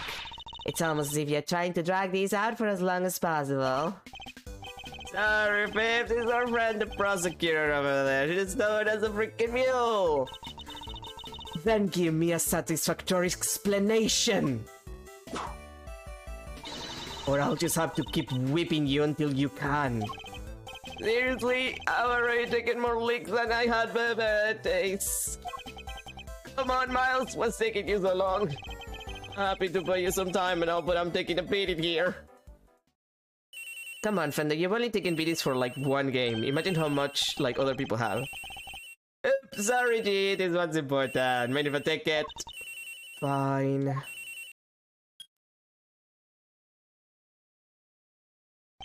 Fender, I have terrible news. Oh boy. Really sorry, no boy, am I ever glad to hear your voice. How are things on your end? We found Eustace. Sweet, and the knife and the chisel. Unfortunately, he entrusted both to his father's care. Which means that Chairman Wiener is the only person who knows where they are. Chairman Wiener, huh, but why would he? We're not quite sure of the specifics just yet. But we do know that Chairman Wiener and Warden Lagarde have some sort of connection they rather others didn't know about. Gotcha. Alright, I guess the next move will be to get Excelsius Winner on the stand. Best to hear the deeds from the proverbial horse's mouth, right? No, keep looking for the missing evidence. As for Sean... Well, shake a leg, will you, big guy? Can't keep this one from going to the judges much longer. Well, I'm not Whisker from a verdict here. Understood. I wonder how long Judge Cabell's nerve can hold. This can't be easy for her. We need to hurry. You know, Edward, you could call her and tell her that the one that got kidnapped was Eustace and not, like, her son. And that would save you a lot of trouble because she would be like, what, he's not kidnapped? And then be like, yeah, he's not kidnapped. And she's like, okay, that makes it easier for me. Are things over at the courtroom of doom? They're going to call Chairman Wiener to the stand. Who knows how that will go for them? Why didn't he call Francisca instead? Well, I guess Fender is more likely to actually, like, take the call. I feel like Francisca keeps her phone off during trials. She doesn't want to be interrupted. So, like, Fender seems like the type who would answer in the middle of a trial. Yeah, he's already stooped to evidence stealing and kidnapping. What else is he capable of? Exactly. Perhaps we should look over any evidence we have related to him, just in case it might help. Good idea. Alright, leave it to me. Presenting a hot new piece of evidence fresh from the evidence oven. Because no evidence is good for the defendant. I mean, yeah, but they're working together, so does it really matter that much? So why would Fender logically call someone who supposedly has the evidence? I mean, they are working to... Like, the thing is that Lagar is guilty, they know it's guilty, and they're working together. Arguably, you could technically argue that it would serve him to call Chairman Winner, because then if Francisca wants to insist on Lagar being guilty, he could be like, okay, this guy might have some information that we don't have that might exonerate my client. Except that's not the case in this situation because they don't want to exonerate her, so... Yeah, like, it's useful for him because they're trying to get her, like... called guilty. He's not even the original defense attorney for this case. That was Rosie Ringer, the bitch that got killed on the case before this one. Oh boy, this game has a ridiculous plot. The gloves we found in the garage? Yes, I was thinking about those. Anything else? What about the case files from the IS-7 incident? Chairman Winner was involved in that, right? Yes, he helps suppress the evidence. It's probably a good idea to have the notes on hand. Like, on the one hand, he's trying to put Lagarde guilty, so it makes sense to call Winner to the stand, because that's what he's there for, technically. On the other hand, if this is an act about trying to make it look like he's trying to convince the jury... Well, there's not even a jury, it's the judge in this situation. Jury's for, like... They do one jury trial and it's in Apollo Justice. If he wants to convince the judge that she's innocent, even though, like, Judge Gabel knows that she's not, using a witness to, like, stall and or get information that can help him exonerate his client is also a strategy. Like, that feels fair. Excellent. And do we have anything else?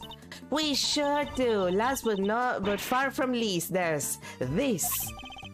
Yoya Tagarasupin. Okay. I asked for evidence related to Chairman Winner. Can you please try and take this seriously? Says the guy who spends his life presenting people with evidence that has nothing to do with anything. Yeah, that's different. Wait, that's Eustace? Huh? Hey, what are you doing here? Ah! Rude! He totally ignored me. What was he doing in the big building, I wonder? Let's go inside and see if we can figure out what he was up to. Yes, good idea. Huh. The hatch is wide open. Maybe Eustace opened it. Did Eustace really come down here? Mr. Edward, look! The safe is open! I guess maybe he did come down here. We'd better take a look. We better take a closer look. There's some stuff left in there. I think we'd better take a look, don't you? The owner will just have to forgive our prying. Is that a document of some kind? Let's see. Yeah, a document, and there's a photo attached too. Honestly, it worries me that that's the chess set from Bronco's case. This picture itself. Whoa, that's Mr. Knight, right? The name's Bronco Knight. I'm the president's personal bodyguard. Why is there a picture of him in here? And why did we have to do that flashback? It's not like we saw that guy in 3 different cases. And what's this paperwork about? I'm not sure. Let's take a closer look. You were right, Arlie. There's some sort of connection between Knight and Canis. As you know, we've been trying to find out who Canis plays his silly correspondent chess games with. Well, now we know. I'll be pulling Knight into my office for a thorough grilling tomorrow. I'll make that worm admit his canis is lucky if it's the last thing I do. So you do your bit too and retrieve the package we laid to rest 12 years ago. I'm sure it's still right in front of the planter where we left it. A planter? Really? You people leave like your evidence anywhere. There seems to be some sort of report on Knight. Yeah, and it must be from right around the time he was killed. We know that Knight was killed while being interrogated in the prison warden's office. I think we can safely assume that this document was written by Fifi Lagarde, don't ya? Well, Edward, not to offend you, but like, it does say Starling right over there, and that's like a quirk she has. That says so. But who was it written for? Oh, I guess whoever owns the safe. And I'd say that's likely to be the auctioneer, Excelsius winner himself. Proof that they really did know each other. Indeed, and not only that, it proves another connection. Ha! Huh. Lagarde and Winner were trying to flush out Mr. Canis' henchmen. Oh, you mean Buddy Harma Canis, right? The assassin with a soft spot for dogs that also kill people? Because he trained them to kill people and also clean the blood? Yes, something links the three of them. Something they don't want anybody to know. But what? I don't know yet, but I suspect it has something to do with this case. Well, another conspiracy, it seems. Wait, there's something else in here we've seen before. There's something on his finger. Take a closer look, Mr. Edward. It's a ring, and an expensive looking one at that. Don't even think about it, Kay. What? I didn't say anything. Well, Mr. Knight. Your chest set and your ring are here too. All your possessions in one place. So basically the safe was full of evidence from the murder at the prison. It would seem so. Which means the missing knife and chisel might be here too. Knife, chisel, knife. No dice. There's nothing else here apart from Mr. Knight stuff. Really? Curses. Foiled again. Knight may be dead. Curse you, Edward. The game isn't over yet. But he left unfinished business behind him. I think we need to find out what it was. Okay, there's two possibilities with Eustace. Either he found the things, like he knew they were there and got them and he's gonna take them to like the courthouse, which would make sense. Or alternatively, they weren't here and he's gonna look them at a different place. Like he just came here because it was the first place he would look for them because, yeah, it makes sense. There's a bunch of evidence here. Why wouldn't it be here? I think we need to find out what it was.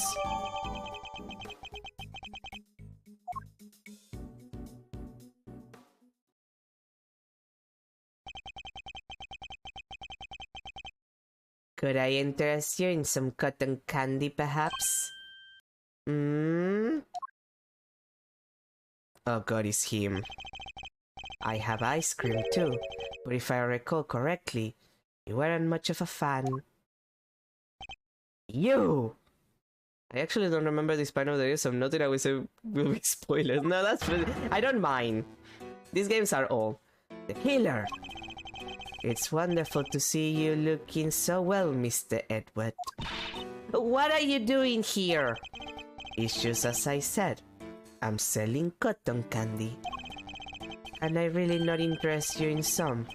Parting Clouds is called. Very apt. Sweeter than death itself. And so delicious you'll feel you're parting the clouds en route to heaven. He's the last person on earth I'd accept candy from. I was hoping to ask you about my little message. Did you manage to figure it out yet? Parting clouds or is in parting life?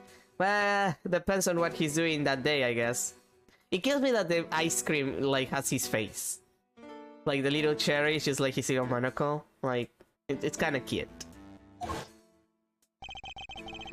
Congratulations on another case solved. Yet I can't really say it's been fully resolved, can you? Have you been watching us this whole time? Watching you? No, I prefer to think I've been watching over you. The stand here really is the most marvelous little vantage point. Or are the two things any different? And what does he want with us? The president's murder, was that you? Oh no, my contract elapsed a little while ago. He was rather famous among us assassins, you know? The man no one could kill, notoriously stubborn, despite multiple attempts over the years. And it wasn't just his brawn that kept him safe. He used bodyguards, body doubles, you name it. Oh god damn it, I was right! Oh, I was fucking right! Oh, I was fucking right!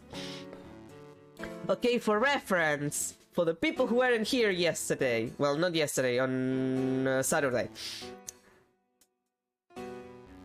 I said, like, here's the deal.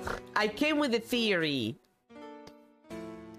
Okay, this needs context. So, when we first find the president's body, like, when we find the Shengfa's president's body, Lang is there, and he said that the guy changed at some point from, like, morning to night, and he kind of, like, just threw his entire family away, and that's how they ended up in disgrace and shit.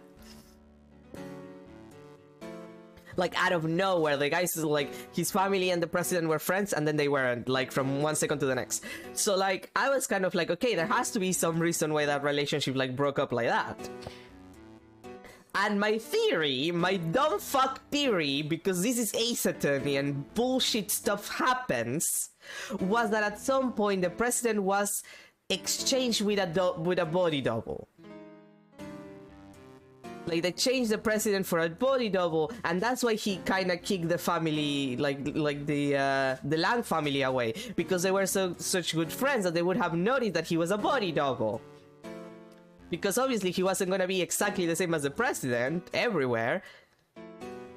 So, like, it would be better to keep them away. So he confirms that he uses body doubles, which means that my theory is probably right. The president probably got killed years ago, and the guy that we met in the first case is a body double. This is bullshit. I'm gonna become the Shocker. It certainly wasn't his brawn that kept him safe. Sadly, this time his bodyguards were nowhere to be found. And after Mr. Rook died to save him too. As I said, it wasn't me. I do not kill without a good reason and a good payment. Which is something else I have to be grateful to Mr. Rook for. Thanks to him, I've avoided killing someone entirely worthy of my attention. Thanks to? What does that mean? The person who hired me deliberately misled me as to the identity of my target.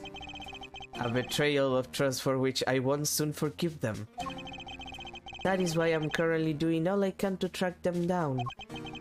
And do you know what I think? I think you and I are looking for the same person.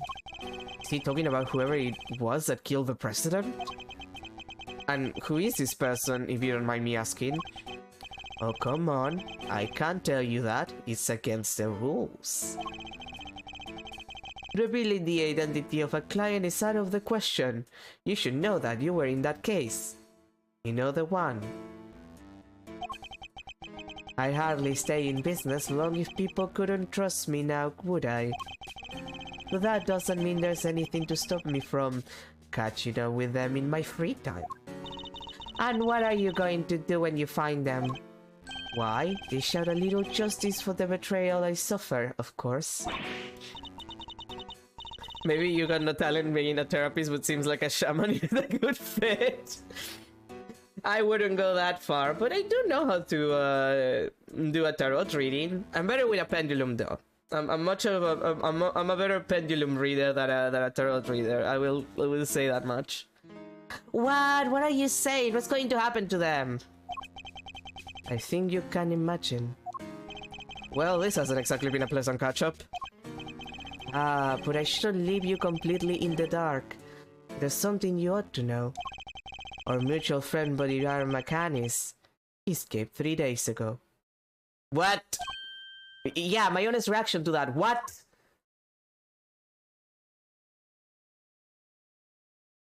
He's just gone. 3 nights ago, to be precise. His cell was suddenly simply empty. Almost as if he knew I was coming to pay him a visit. Wait, the killer went to visit Canis in prison? Does that mean he's the person the killer is looking for? Why would he need that? Like, what would Canis need to... I'm hydrating. Well, this is sus. Now I'd better not take up any more of your time. We'll be seeing one another again soon, I'm sure. Let's but keep up the good work, shall we? We'll run our target to ground in the end. Seal predicts your fate in Fiverr. God. No, that would suck. First a killer, now Canis. 2 assassins on the loose. Oh, that sucks. Huh? That sound. Mr. Edward, it's just Gabel's cell phone. Could it be Sean?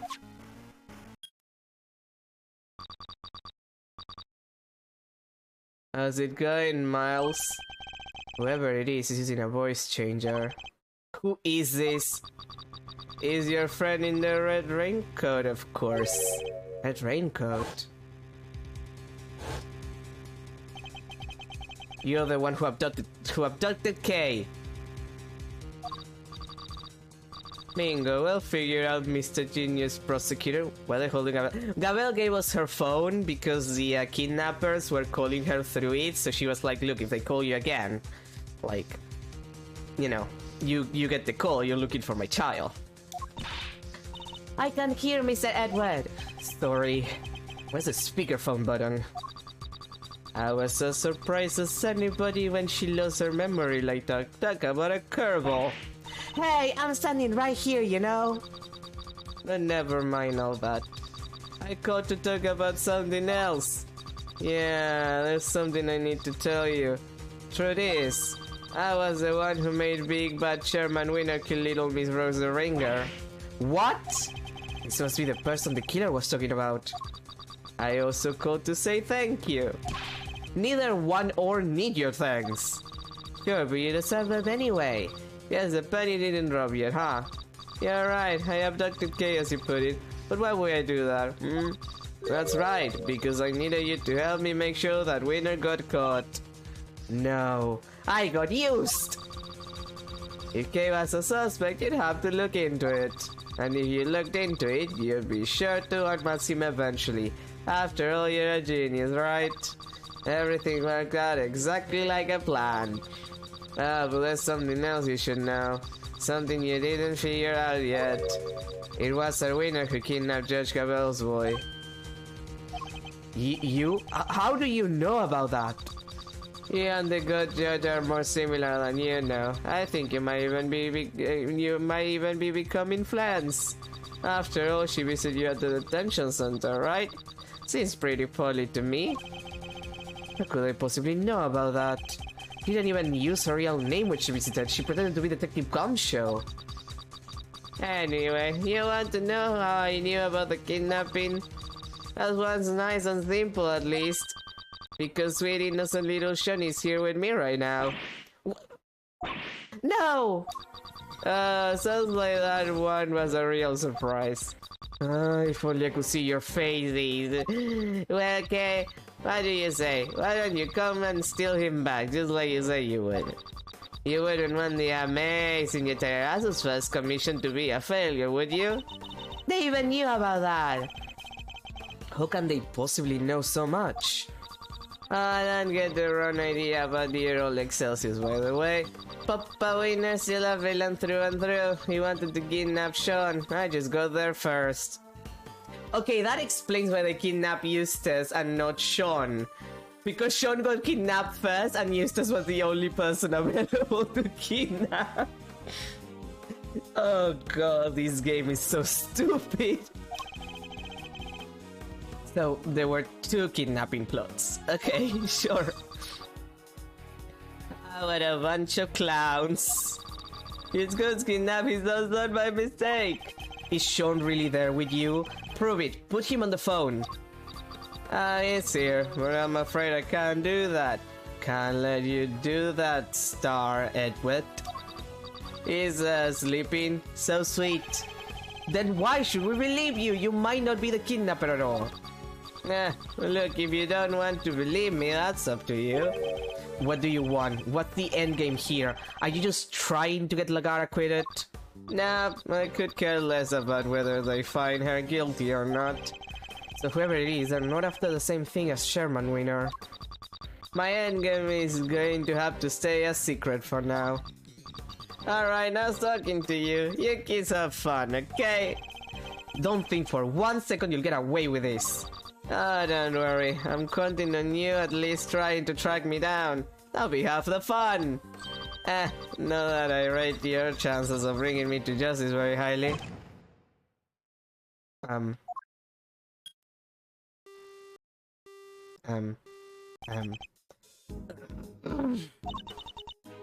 Who was that? I wish I knew, but they didn't give us enough to figure that out. Deliberately, I imagine. What? So we really have nothing to go on? That's not fair. They sure knew a whole lot about us. Indeed they did. You're right. It was uncanny how much they seemed to know. How is it possible that they were party to so much that happened in private? Right, they knew everything about the whole kidnapping situation too? We need to figure out how. Where were they getting their information from? Let's consider this carefully. What were the things they knew? Yeah, the good judge are more similar than you know. I think you might even be becoming friends. After all, she visited you at the detention center, right? It seems really pallid to me. You wouldn't want the amazing Interas's first commission to be a failure, would you? They even know about that? Sounds like that one was a real surprise. If only you could see your faces. Seed. Based on the specifics I mentioned, there's only one possible answer. I got it, Kay. I know how they knew. Huh? Really? Whatever it was, they were probably following us. They must have been following us. I don't like that the hell bar is still there. What? Tailing us this whole time? Killing a great thief for days without even being spotted once, they must be good. Okay, you're like 15. Well, no, she's like 17 still. No, wait, they can't have been following us. What makes you so sure? Don't you remember? They say they wish they could see our faces. Oh, god damn it, I didn't notice that. I'm stupid. If they were right behind us the whole time, they would at least have caught a glimpse, no? True. I think she might be right. I fucked up. If they couldn't see our faces, that narrows down the possibility quite a bit, right? It does, to precisely one. Whoever it was, they were listening in on us. They must have been able to hear us somehow. It's the only possible answer. What? Like they were eavesdropping us? Think about what the kidnapper said. Oh god, really? 5 seconds flashback again? Sounds like that one was a real surprise. And if only I could see your faces. If only I could see your faces. That means they couldn't, so they weren't filming or following us. Okay, so what? They hit a bug somewhere? Let me take a look at the stuff in my bag. Or could they have concealed it? We need to go back to what they said again. Yes, I somehow knew about something they shouldn't have. Judge Cabell seemed prompt to visit our conversation in the visitor's room. Judge Cabell. Please, Mr. Edward. Take a seat. What evidence did I have on my person at that point? It must have been hidden here.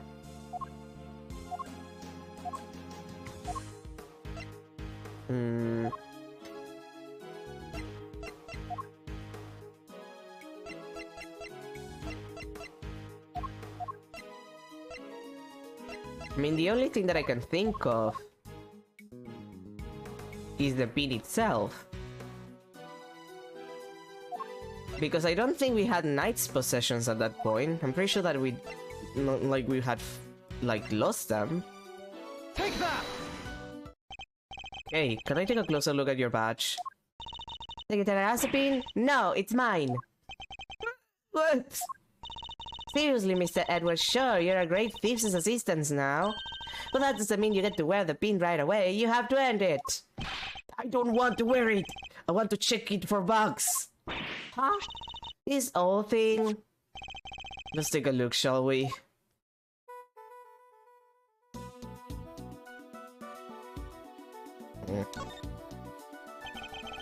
There's something I've been wondering for a while now, but... Is it been something you inherited, or... No, there wasn't one, so I made it myself. I suppose that makes sense. It is quite flashy. I can't imagine any other thief wanting to wear it. What? You don't have to be so mean, you know?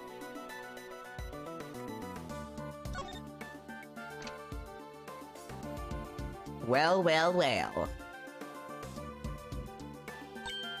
Huh?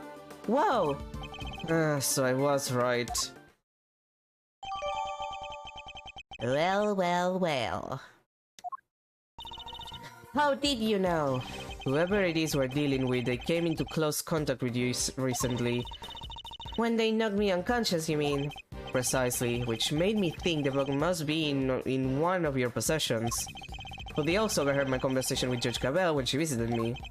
Something that would have been impossible if I didn't have the bug on my person at the time. I get it, so you thought back over what they let you keep hold of when they locked you up. Yes, all the case evidence that was carried had been confiscated. Meaning the only thing it could possibly have been was your pin. So they were listening to us this whole time, and they had everything we said? I suspect so. Everything to do with this case, and more. Probably when you went to the bathroom. Well, that's the worst! Wait, they're probably listening to what we're saying right now. That may well be, yes. Hey, jerkface! Hey! Eavesdropping coward, why don't you come out and show yourself? What was that sound? Ow, ow, ow, ow, ow, ow, ow. Ouch, dang it! Huh? Oh, look, it's Tabby! I sure know how to surprise a girl. You gotta show that loud without a weather warning? Let me jump halfway out of my skin.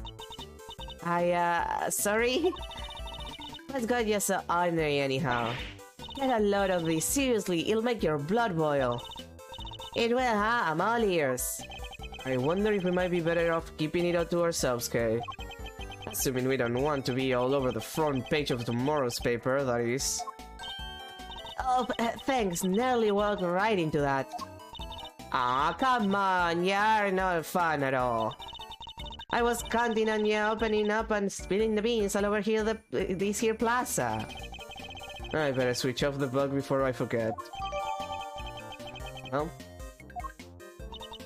So, did you find that they're kidnapping Kitty? Speaking of which, the child you saw being taken away. Was it the boy in this photograph? Huh? Nah, that ain't him. The kid also looked dumber than mud, even if he did have on some fancy school uniform. Damn! No prizes for guessing who she means. So Miss Lloyd managed to confuse matters once again. I think we better take another look around. Back to square one. Hopefully we'll turn up some new information soon. There are only 20 minutes left until 2? Are we going to make it in time? Probably not. Wait, Mr. Edward, I just had a thought. It's about that phone call. There was a weird noise in the background, right? There was. Think for a second you get away with this. Don't worry. I'm counting on you at least trying to track me down. That'll be half the fun. Now that I rate your chances of bringing me to justice particularly highly. Bang. Wait, she's right. We had a loud bang right at the end. Could that provide a hint as to the kidnapper's location? A loud bang, you say. I see. Will you stop eavesdropping? Well, you never get any cuddlier, do ya, Ruffles? I guess I'll need to speak with Miss Lloyd too, much as I don't want to. Oh, goddammit. How about a little help from little me and y'all made a giant leap closer to solving the case? Closer? Sure, if by closer you mean we wound up going after the completely wrong kidnap victim. She must have barely looked at the photo at all. Ah, really? And here I thought I'd given y'all the tip of the century. My bad. It's not your fault. It's ours for putting our trust in unreliable sources. We'll just have to learn not to do that again. Hey, that ain't nice. I don't gotta give y'all no tips at all, you know? And I won't. Not if you're gonna be like that. Alright, fine, maybe just this one. But only cause I got a real scoop for y'all this time. A real scoop, huh? This should be good. Fine, I'm not expecting much, but you got my attention. What is this scoop of yours? Proof, that's what? Proof that Dinosaurus really is real. Alright. Okay, we're leaving. Wait, I ain't lying, I swear. Sure, it's hard to believe, but it's true. We don't have time for this. But we also don't have much else to go on, I suppose. Proof? What kind of proof? Do you capture something on your tape recorder, perhaps? Oh, you're good, Ruffles. Sharp and gosh dang tack. I captured the sound of that big old beastie breathing fire is what I capture.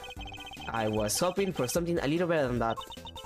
Hey, don't make that fake, dang it. I ain't lying. Listen for yourself and tell me it ain't true. Alright, ready? It's fire breathing time, dang nabbit.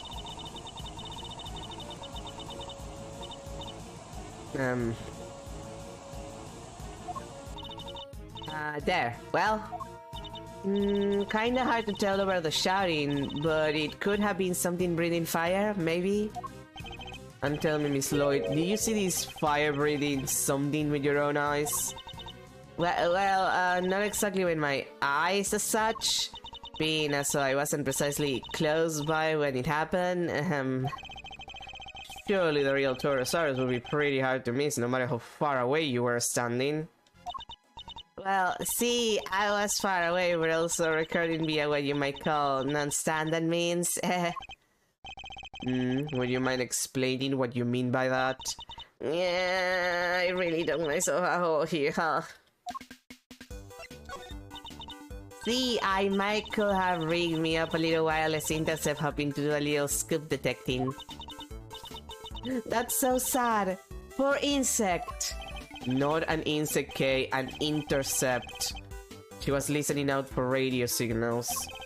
It would have allowed her to listen in on any nearby transmissions, which, depending on which transmissions she had, might also be illegal.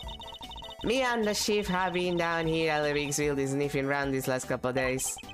Looking into Miss Hart's tip about the underground auction, I assume. Which would mean that you've been listening in on all the radio signals in the area too. Sure, which is how I wound up hearing the most thunderous ear-splitting noise I ever heard. The pounding of feet, the electricity in the air, that was it. Torosaurus at last. You made up everything except the roaring sound, didn't you? The long and short of it is that you didn't actually see anything, correct? Hey, I don't need to see things. I'm alright there, you hear? Anyhow, I keep listening till down the line comes. Your pal there's boys hollering fit to beat the band. Eavesdropping coward, why don't you come out and show yourself? Huh, what was that sound? Our apologies for that. I'm sure Kay didn't mean to wow you over with her little outburst. I assume it was shocking as it was because you didn't hear it directly. It came through your headphones while you were listening to the signal from the bug, didn't it? What? Are you saying she planted it? Ah, come on now. I ain't into no bugging, just a little lighthearted intercepting is all. Would you mind if we borrow the tape of what you recorded, Miss Lloyd? Do what you done, well, please. Okay. Mr. Edward. Mr. Saint, Miss Mary. How's the search going? Did you find him? Not yet. Poor Sean. Sean? Oh, nothing. Just a slip of the tongue. I guess I still don't know about the kidnapping. We did manage to find Eustace, yes. You did? That's great. Thanks so much. Now maybe they won't arrest me again.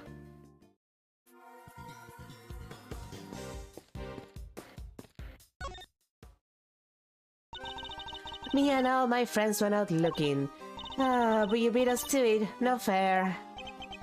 Her friends? I guess you mean the animals.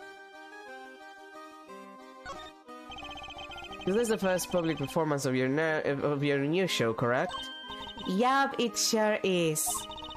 We practiced so hard for this one. So Mr. Saint will be performing too? Of course, he practiced harder than anybody, even if he did spend the whole time saying no, no, no, no, no. He even went up in the balloon to spread the word from the sky. So you have to come and see him perform, okay? It will mean so much to him. Of course. I'm assuming we can solve this case before then. You say that you enlisted the help of the animals in your search. Yup, and it had been Asia and region. We might have found something. But Simeon the big scaredy cat was all no, no, no, no, no, no, no, put a stop to that. So boring. If it weren't for Mr. Saint, the whole town would probably be in uproar right now. Oh, come on, Simeon. Why would you do that? Setting the whole circus loose on the city would have been super fun. I'm sorry. To you too, Mr. Edward. Sorry. Why are you apologizing to me? I'm the one person who didn't say anything. Wait.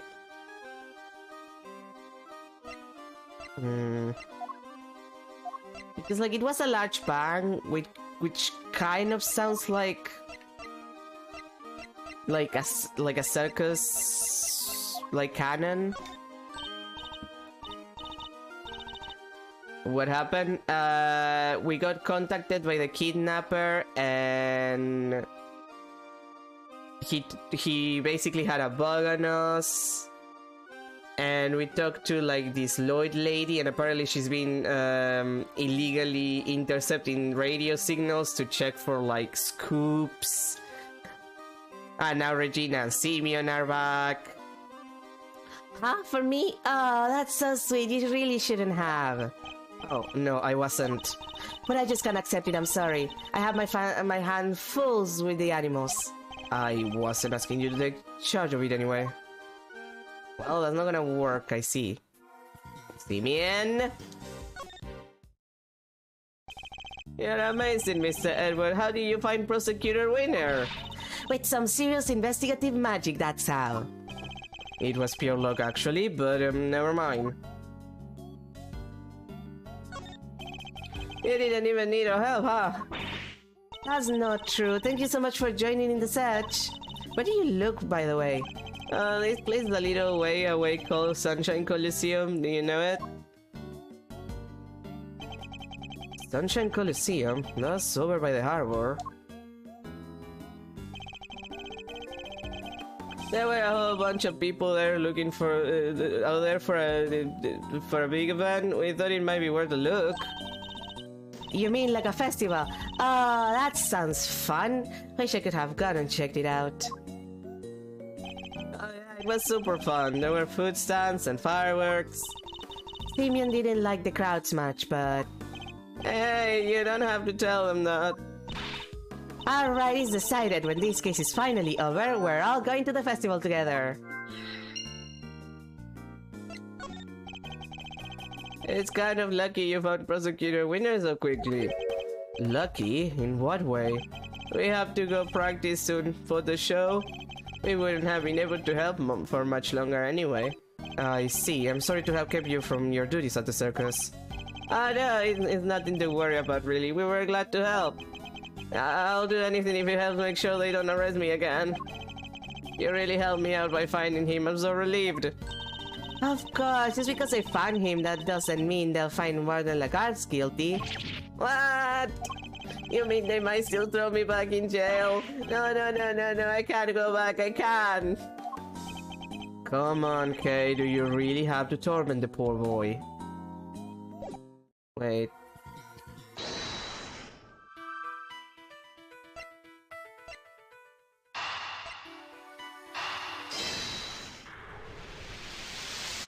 I fucking knew it. Mr. Sen, you mentioned fireworks before. Fireworks? Yes, at the event at the Coliseum. Were they setting them off even during daylight hours? Ah, yeah, a bunch went off while we were there. What are you thinking, Mr. Edward? The loud bang we heard. What if that was a firework? Huh. Don't think for 1 second you get away with this.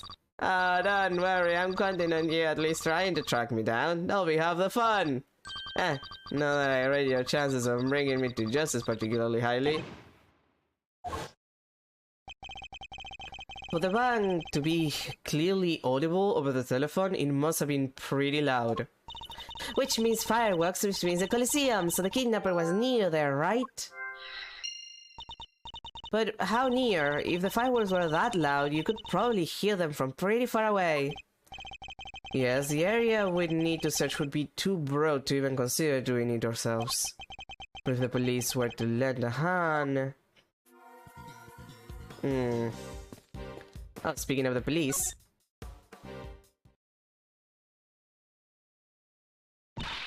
Stop, Gummy! Why are you running away from us? Yeah, Gumshoe, you've been gone the entire case and just running away, like, I don't know. Detective Gumshoe? When you gave up your badge, sir, I didn't know what to do with myself. You stay right where you are, Detective. So I thought, if you weren't gonna be a prosecutor anymore, then maybe I shouldn't be a detective either. Gumshoe? You have to be your own person. Jesus Christ. But I was wrong. Even if you're not around, I'll always be a detective. My job will always be to investigate crimes. And as detectives don't just investigate what prosecutors ask us to. We have to be able to look into stuff ourselves too. Is that what you were doing just now? And back then too. You should thank your former subordinate for what I'm about to share. In his desperation to help Gary Faraday, he gave me a valuable piece of information. Detective Gumshoe did that? Yeah, sadly that information was a thing that we had already figured out, so it was completely useless, teehee. Sorosi Ringer's autopsy report. When I went down to the detention center to see how Kay was doing, When you get to my level, you don't uncover the truth. You make it little by little. Kay Faraday, murderer, that's the truth. The truth I created. Just like I killed my wife. Wait, I wasn't supposed to say that. Yes, my boy, that's what I like to see. You're suffering. It brings tears to my eyes. And blood to my penis. You overheard that? Yeah, so I went back and looked over the evidence to get a little something I thought might help. I also heard the sexual harassment. Oh god. No way, Gummy, you're the best! I'd be in prison right now if it wasn't for you. My pleasure, kid. Good to see you got your memory back, by the way. Thanks. Anyway, like I said, I'm investigating stuff for myself these days, and that's that. Wait, Gummy, don't run off again! We get it, you can look into stuff for yourself now, that's great, you've grown up, you're matured. And it helped me right when I needed it most. You can just say that you miss us. But right now we need you to work with us. I'm no longer a prosecutor, or indeed an anything, but we're investigating a case regardless. And I ask you this not as a prosecutor, but as a friend. Detective Gumshoe. Will you help us? Damn. Oh, stop it, sir. You're killing me here. Come on, Gummy.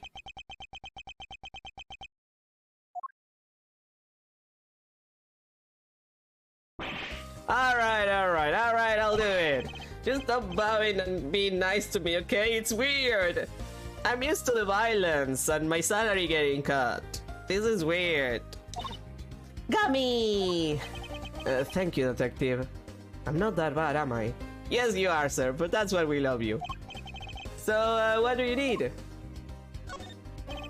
Can you tell us what you've discovered in the course of your investigations, Detective? Yes, sir, sure I can. Alright, so I got 3 big things to tell you. Here goes. Number 1, I got some results from you, for you from when forensics looked at case clothes. They found traces of what looked to be a powerful sedative. Brand was, 3Cs. I guess that's what she was drugged with at Court Lake. Before she was taken to the roof of the big building, that is. Sure seems that way. Now for number 2. I got hold of all the footage from that security camera in front of the big building elevator. The camera that captured President Wang and Judge Gabel that night. The elevator is usually the only way of getting up onto the roof, correct? And therefore, anyone using it would have been caught on camera. That's right, so winding the tape back to 2 nights ago, we should have been able to see Kay being carried up there while she was out cold. And did you spot me, Gummy?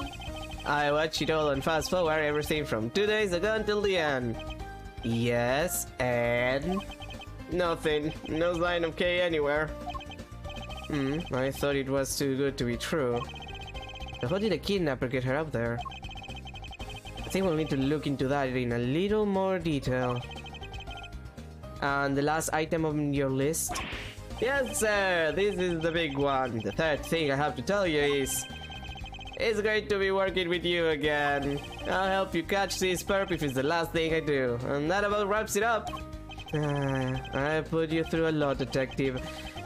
But that doesn't mean I can't start going easy on you, because otherwise you'll act like it's weird. That's the big one, as you put it. It doesn't even have anything to do with the case. I would have preferred something of practical use. Oh, no mercy, huh? Guess I shouldn't have expected any less. Thanks, Mr. Edward. A boy has been kidnapped. We need your help to find him. Kidnapped? Yes, his name is Sean Fan. Oh, wait, the kid with the horns. You know him? I saw him earlier today. You mean this morning?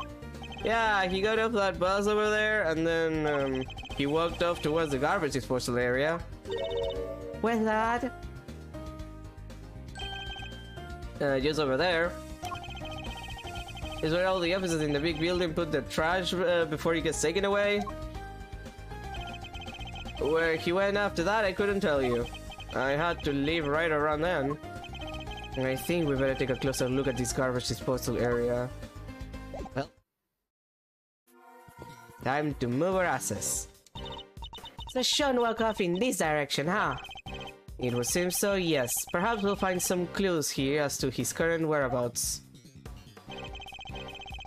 A mascara the scene catches my attention. Oh, hey, milk. This milk carton. That's the same brand Sean drinks. Something happened here. I'm almost certain of it. Something nefarious, I would assume. So they keep it locked up tight, huh? I guess I don't want known residents disposing of the trash here. And garbage collect. The trash is collected at 11 AM. I guess that's why the enclosure is empty. There was a ton of stuff here earlier. Big stuff, too. Today must be the day they take the big stuff away. Yeah, sure looked that way. I'll bet the big squisher machine squish it all up good anyhow. They don't do that with the larger items, they just take them away as they are. They do, huh? How do you even know that, sir? Wait! Mr. Fender's pretty keen for you to join him, right? I'll bet he sent you some kind of pamphlet on how to throw your stuff away for when you move office. You're spookily insightful sometimes, Kay. But only sometimes. Based on what we've seen and what Detective Gumshoe told us, I think there's a strong possibility that Sean was abducted from the garbage disposal area. Yeah, it's kind of out of the way of prying eyes, huh?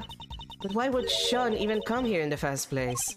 I imagine he must have had something to dispose of. But the truck's already come and gone. Guess we'll never know what that something was now. Anything else? It's totally empty. Yes, because the garbage was just collected. You think? Or did somebody steal it all? I smell a crime here, Mr. Edward. I certainly smell something as well, but is it really the scent of a crime? Just in case, is there anything around here left? Now that I can't see. Okay. Logic time.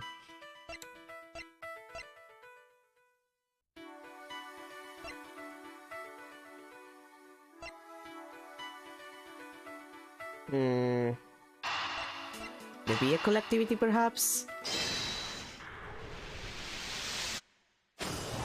I am so smart. Only 2 vehicles came through here this morning. The taxi and a blue truck. And Eustace was taken away in the taxi. Right, well it seems that Sean was likely abducted from the garage disposal area.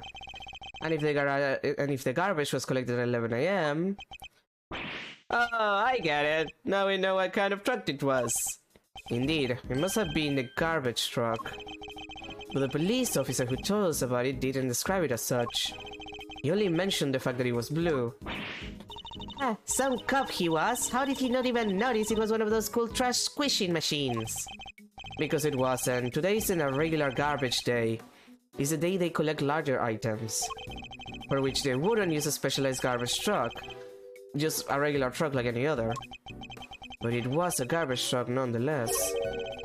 And where do garbage trucks go? To the dump, right? Wait a second! So you're saying the kidnapper disguised themselves as a trash collector? But then the truck would probably have been fake too, right? So maybe it didn't go to the dump? No, I'm reasonably sure the garbage truck was real. Yeah, how do you figure that? Another look at the garbage disposal area should tell us. Tell us that the garbage truck must have been real. The fact that it's empty, obviously. Take that! Wait. You're saying there's something important there? It's empty! Really? Yes, proof that the garbage truck was real. You don't agree?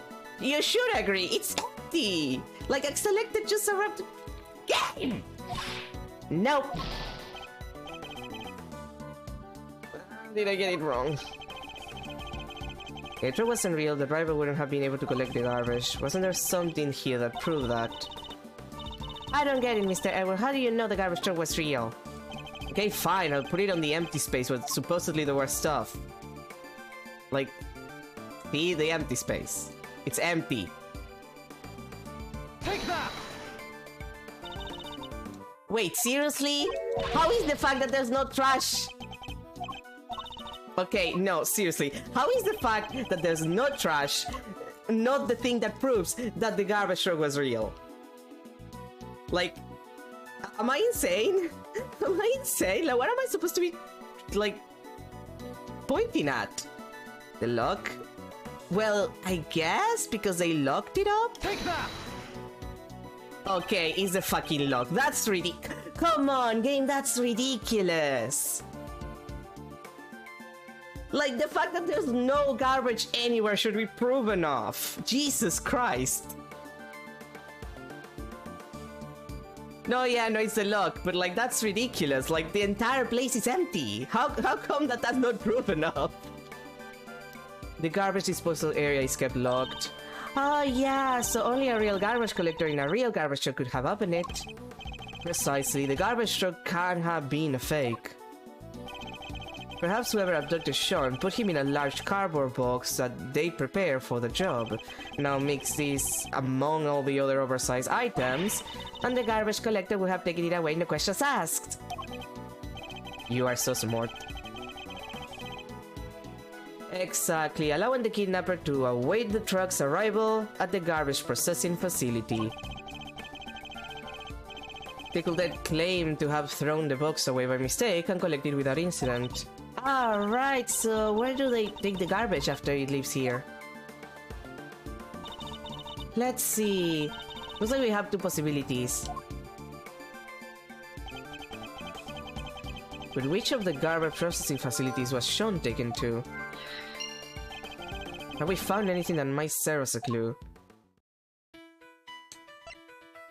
Well, it has to be one near the Coliseum.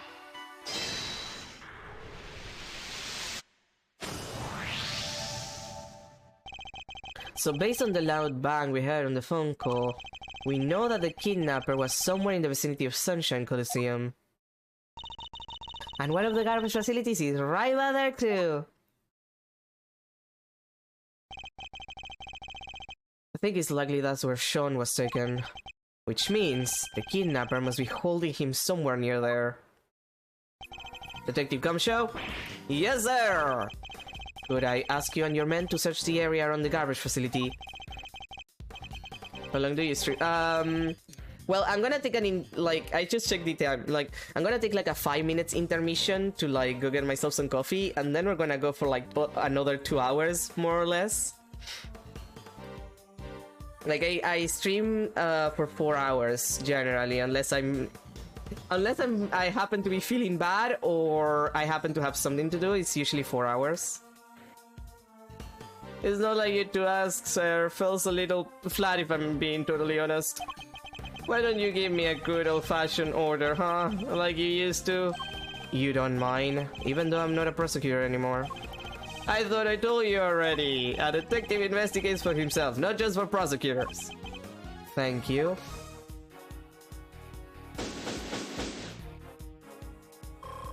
Ow. Hail back.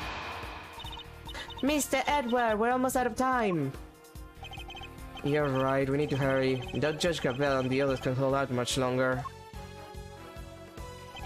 I'm counting on you, Detective Gumshoe. I will let you down, sir. It won't be an official search, but I'll put my best guys on it. You can count on that. I'm coming too, Mommy. I promise to snatch Sean from the jaws of danger, and that's just what I'm going to do. I'll head back to the courthouse. Who knows, I may be able to drag proceedings out just a little longer. Alright, with me everyone, even in the depths of night. It's already striking too. There isn't a moment to lose. Yes, sir! But I didn't finish when other better to take flight! April 6, 2:16 p.m. District Court. Courtroom number 3. Hi, Excelsius. Well, if it isn't our friend ex-prosecuted Edward. Hello, my dear boy. You know, I love when I'm in the scene, because that means I can make this voice. And it is very fun to make this voice, I'll tell you. Excelsius winner. The accused will turn and face the prosecution. I'm not done with you yet. I already told you, Francisco. It doesn't make any sense. Why would I help her? I feel for her, of course. A woman in her prime, sent to prison. It's enough to make a grown man cry, and also think of all of the hentai. But to suppress evidence in order to keep her out of a jail cell, no, that's preposterous. Why would I do that? It's not like I've done it a million times before. Objection! But we have a statement from your own son. He says he entrusted the evidence to your care. I'm afraid I don't know what he's talking about. Or why he said such a thing. I don't know what's gotten into him lately. I think it might be the comic books and video games. Violent video games make you violent, you know? Objection!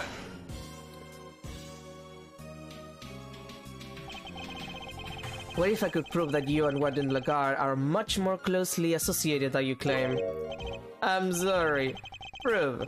I think you've been over this year, boy. You're an ex-prosecutor, remember? You don't have any power in this room. You're kind of pathetic. Are you even allowed in this part of the courtroom anymore? Maybe if you're the one on my stand. Miles, Edward, I'm the one prosecuting this case. Why are you thinking barging in like this?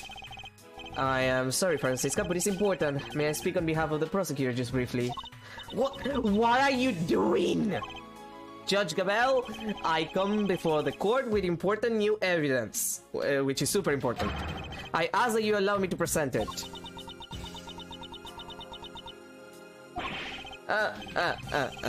Have you lost your mind, dear boy? There's no way this can be allowed. What do you think this is? This is a kangaroo court. Objection! Well, the first of you let him just saying.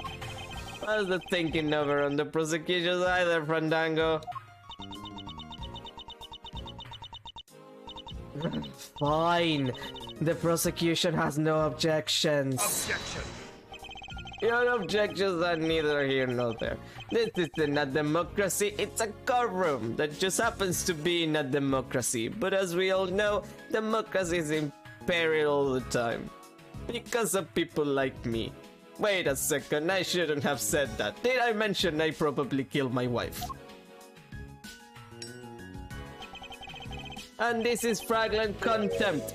Isn't that right, Verity? That's a thing. Contempt in court. That's technically a thing, I think. But I think I said that was the wrong way. Gavel, this is so not the moment for you to be having doubts. No, as long as Sean's still missing. She'll feel she has no choice but to go along with whatever Winner wants. If only there was some way of telling her he might be found at any moment. Judge Gabel, I would ask only this, that you trust in me and in my assistant, just this once. Speaking of which, where is Kay Faraday? She's currently searching for the most important piece of evidence of all. Objection!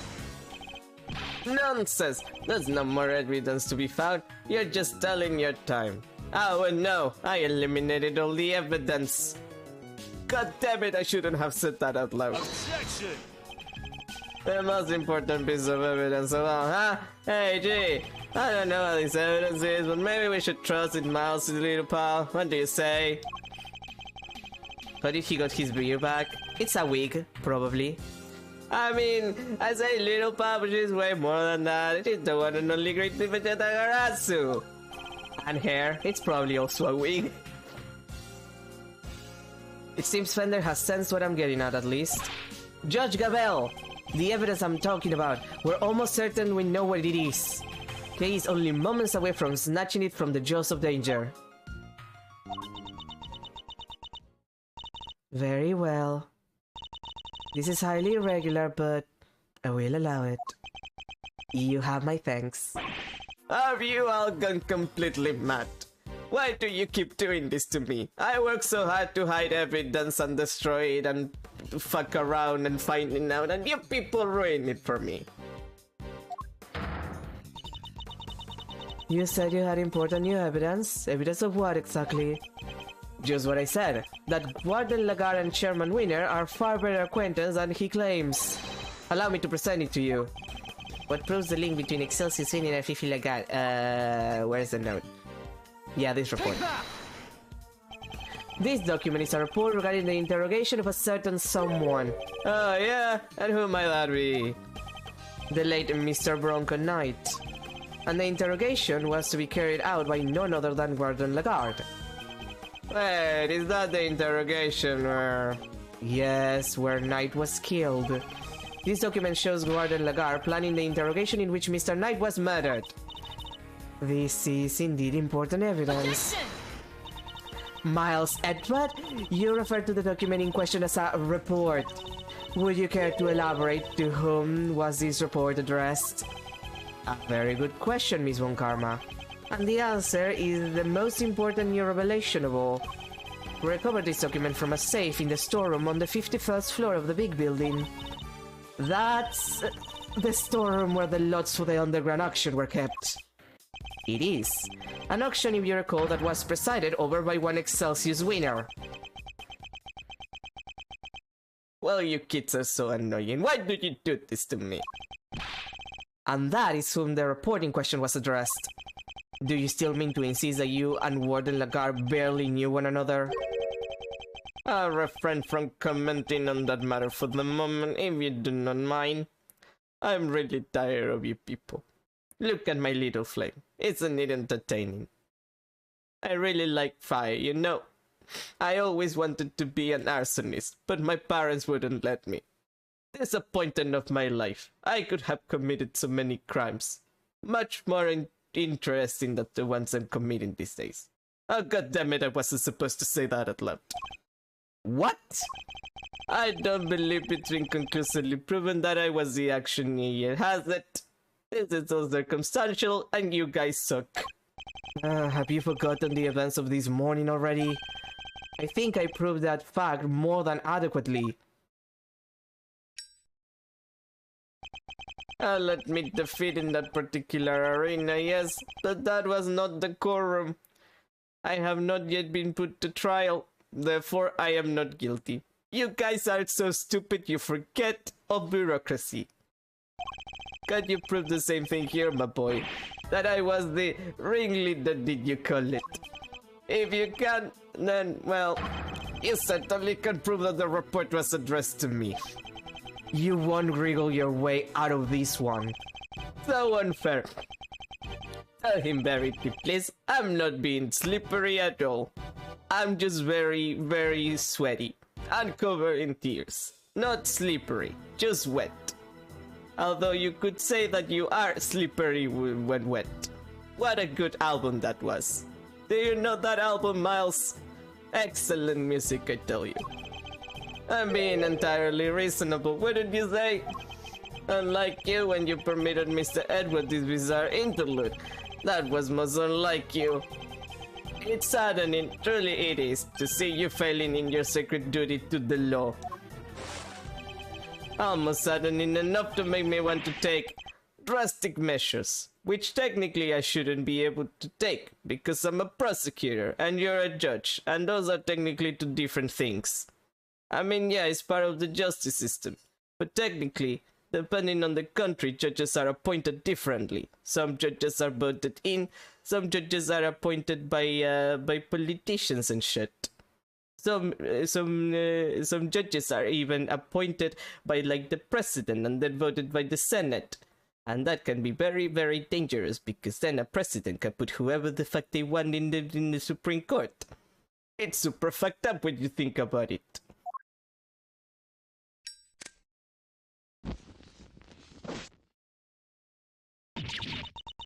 That was the case of me killing my wife, by the way, that I just burned. You're right, of course. Until a fact has been adequately proven in the quorum, it cannot truly be considered a fact. I am afraid I have no choice but to ask that Mr. Edward's theory be struck from the record. It's not good. She has to know for certain that Sean is safe. I'm sorry, my boy, but what comes as truth out in the field and in the courtroom are two different things. There is the truth and there is the truth, and I have the truth that matters the most. And you're more than willing to bend the truth in the courtroom, is that what you're saying? You're as careless though. I'll do no such a thing. I'll simply accept the court's verdict as the truth, should it choose to acquit me. As should you. And it is gonna acquit me, because I'm doing this on purpose. What part of me being evil did you not understand? I look like a Hell's Angel. I have a giant beard. And I mistreat my son all the time, this stupid boy. Can I be more obviously evil? No, I could not. If we can't find that missing evidence, we're in trouble here. Well, Verity, I think we heard about all we need to, don't you? There's no way the evidence is turning up. Ever. A quick not guilty and we can all go home. Don't worry about it. Objection! The child! Who said that? Gavel, there's only one character with an objection that sounds like that.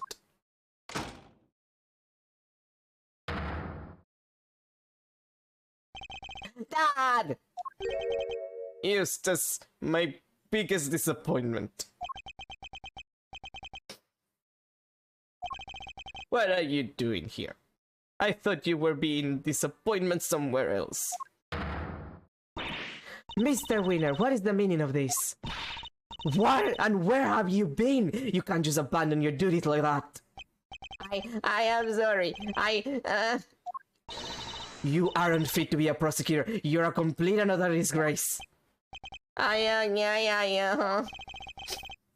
Eustace? Why can you not get it into your head?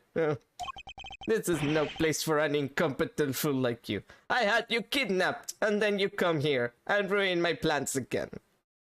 God damn you, boy. This is why I shouldn't have killed you and your mom together. You killed my mom? I've been making jokes about it for the last 2 streams. What did you expect, child? Dad! Oh, the manly tear. I see. That's a character development. I brought some vital evidence. So, can I please, take my place at the prosecutor's bench, please? Well, Eustace, this is certainly a surprise. Objection. Eustace, my boy, what's gotten into you? Are you trying to backstab me? Because that's what I did to your mom. There's something different about you. What's going on? Did you grow a spine? That would be a problem for me. Dad, Come on, my boy. Spit it out. What is it? Do you want Daddy to play catch with you? Because I won't. That's stupid. I never wanted to play anything with you. That's it, isn't it? Alright. Why don't you run along home and I'll be with you soon. And I'll give you a good spanking for your behavior afterwards. get back to the understand right now.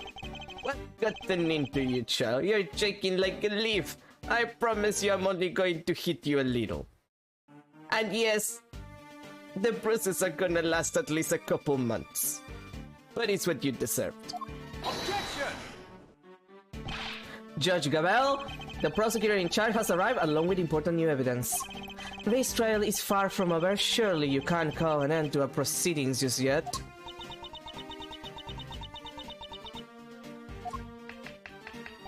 No objections from team defense! Only wish we could have our original team captain that herself though.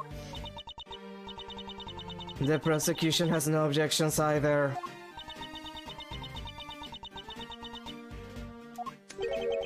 You think this farce is going to continue? There's no chance of that. None at all. Isn't that right, Verity? He still thinks he was successful in his bid to kidnap Sean, but we know different. Sadly, as long as the boy remains missing, nothing changes. Judge Gabel's hands are still tied. And she's having a panic attack. Oh hey, the phone. That's down. That's her cell phone. Oh, mine is also ringing. Whoa, I'm getting a call too! Mr. Edward! Mr. Fender! We found Sean! We found Sean! Detective, you did it! The most important piece of evidence of huh? That's some stellar work, your great thiefness! Thanks! We just thought you should know right away. See you all soon!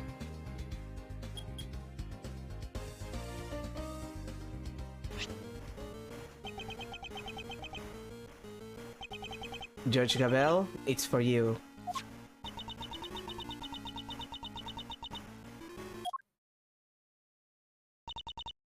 Hello? Yes, I understand. I'm so glad you're safe. Be sure to thank everybody properly. You'll do that for me, won't you? Alright, be careful. I'll see you back at home.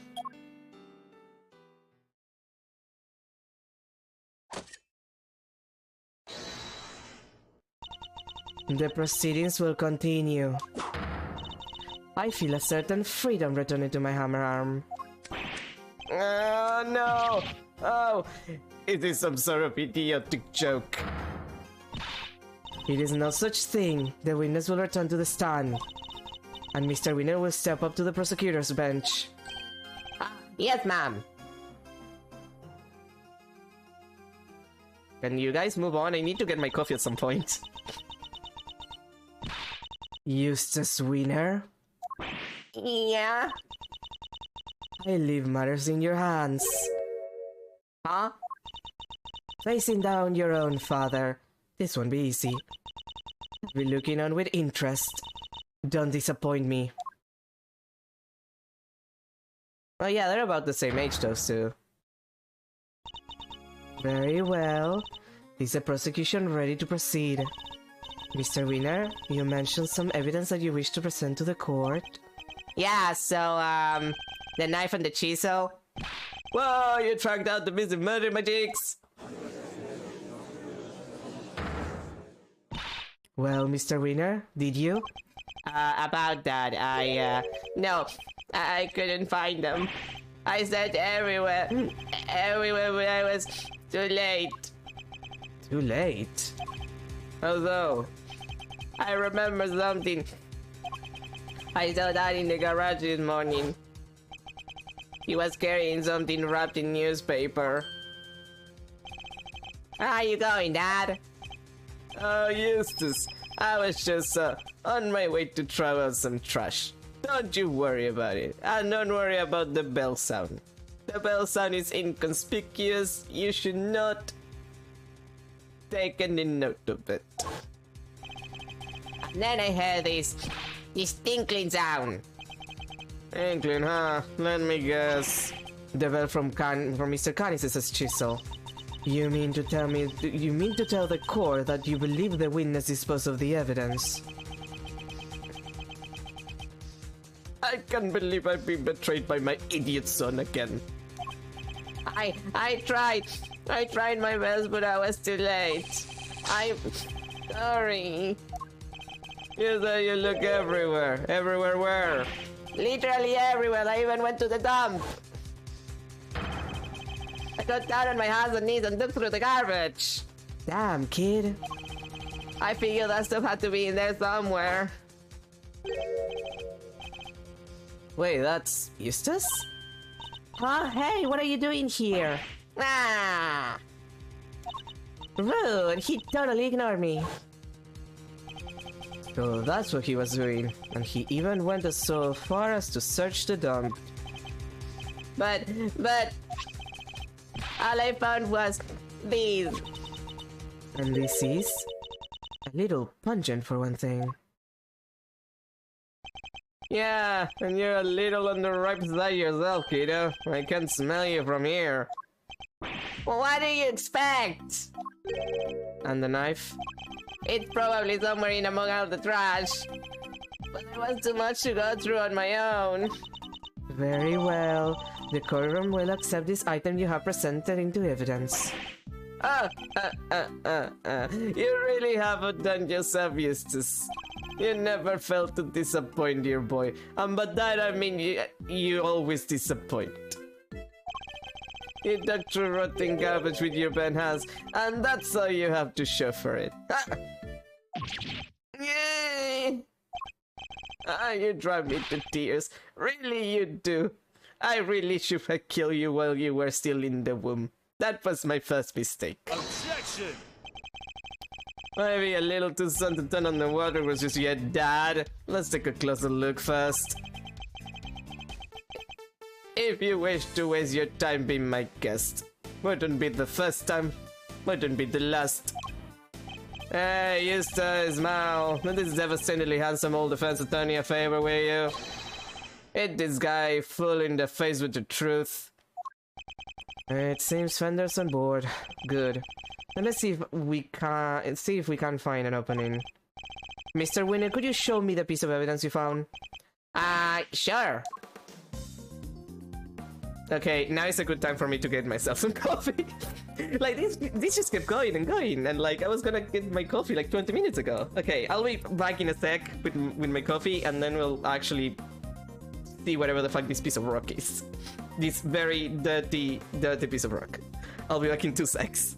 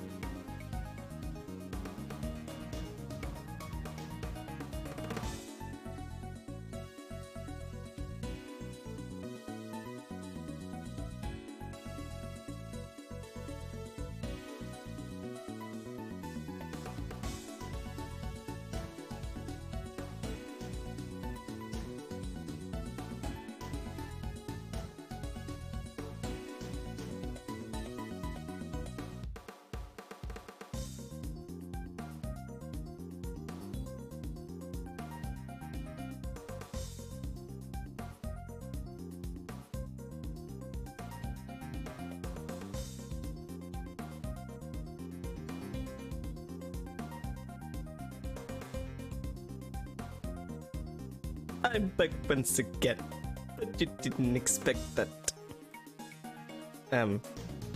Game? Game, why are you not...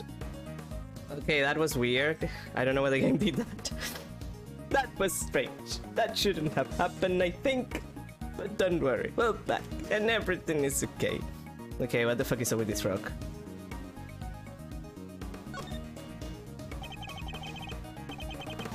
Oh, it's a piece of paper. Oh, I thought it was a rock. I'm blind. Let's open it up, shall we? We can only hope there's something of value inside. Let me guess, it's the bell. Yeah, it's the bell. Could this be the bell that was on Mr. Canis' chisel? Perhaps there's some trace of evidence that can prove that one way or the other. It's no good. Look at it, it's spotless. Well, Mr. Winner? Tell, was there anything interesting inside your little scrap of paper? There wasn't, was it? You know, when I started with the child abuse, I thought you would turn into like someone like Francisca. Adorable. Asked her to sit on my lap when she was a child. Very capable. And you came out looking like this. What a disappointment. Of course there wasn't. What would there be? Why was it even accepted into evidence? It's literally a piece of trash. Sorry, gentlemen, but the truth hurts. And the truth is that the child abuse didn't do anything. You know, now that I think about it, maybe it was my fault. I shouldn't have done so much child abuse. Were Eustace's efforts for nothing? It's true the bell may not be of much use to us as evidence. Nonetheless... Come on, Edward, we can't give up yet! As calm and collected as ever, I see, Miles. Unlike my poor idiot Thunder. You two could have been good friends if there wasn't like a 10-year-old difference between the two of you. Have you considered babysitting, Miles? Are we to assume that the prosecution has nothing more to say on the matter? Very well. Objection! Not so fast, Gabriel! We're not done yet! There's one thing we still haven't looked at properly. Really, my boy. You want us to believe this more. Desperation is never a good look, you know. It did not help your mother when I tried to kill her. Nor did it help her when I finally did. You really need to stop this kind of bullshit, son. It seems Eustace isn't quite ready to give up just yet. And for once, I think we're both thinking the same thing. Namely, that we might not necessarily be dealing with a useless piece of trash. We can't know for sure without looking more closely, but if I'm right, we're talking about the newspaper? Like, we don't have the knife and the bell is clean. So is it the newspaper? I'm talking about the piece of newspaper the bell was wrapped in. Seems we really were thinking the same thing. Ah, it's beautiful, really it is.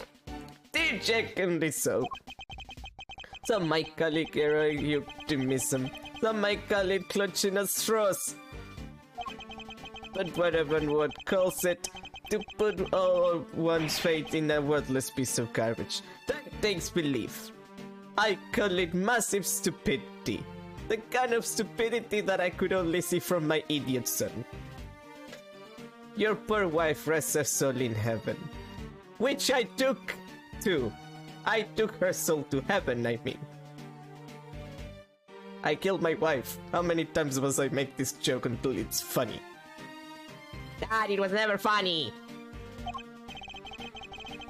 Let's take a closer look and see if it's as worthless as you say, shall we? Eustace, if you'd be so kind.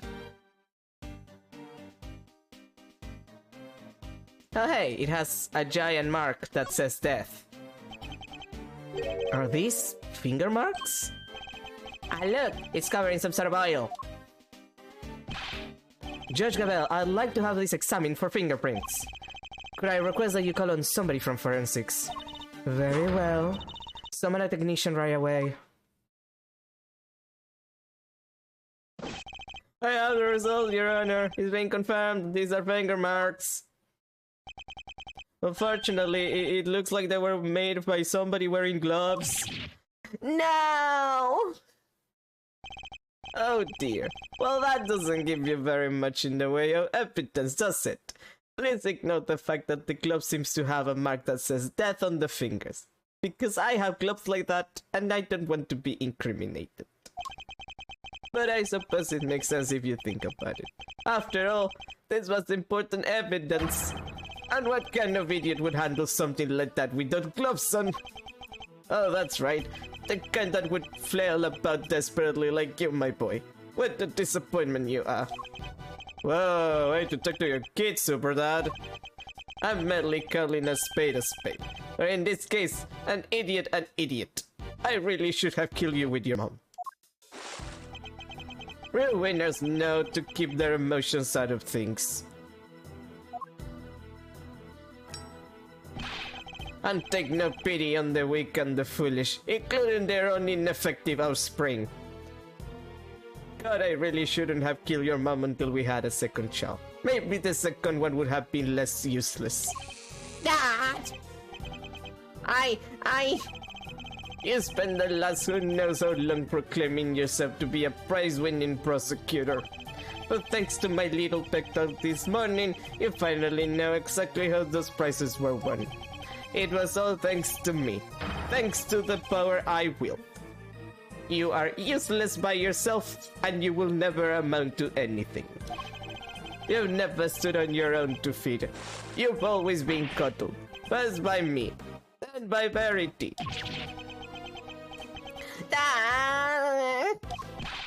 Outright your garbage-smelling tears. You should have at least taken a shower before coming to the courthouse. Garbage smelling. Not that it's a stench that doesn't suit you. Eau de Eustace, they should call it. even if it does make me turn up my nose in disgust. But I was already gonna do that without the smell, because you're my disappointing. Objection! I mean my disappointment. That was my mistake. No, you're wrong! I'm my boy. Wrong about that. Not about the disappointment part, I guess. I'm not the one that smells.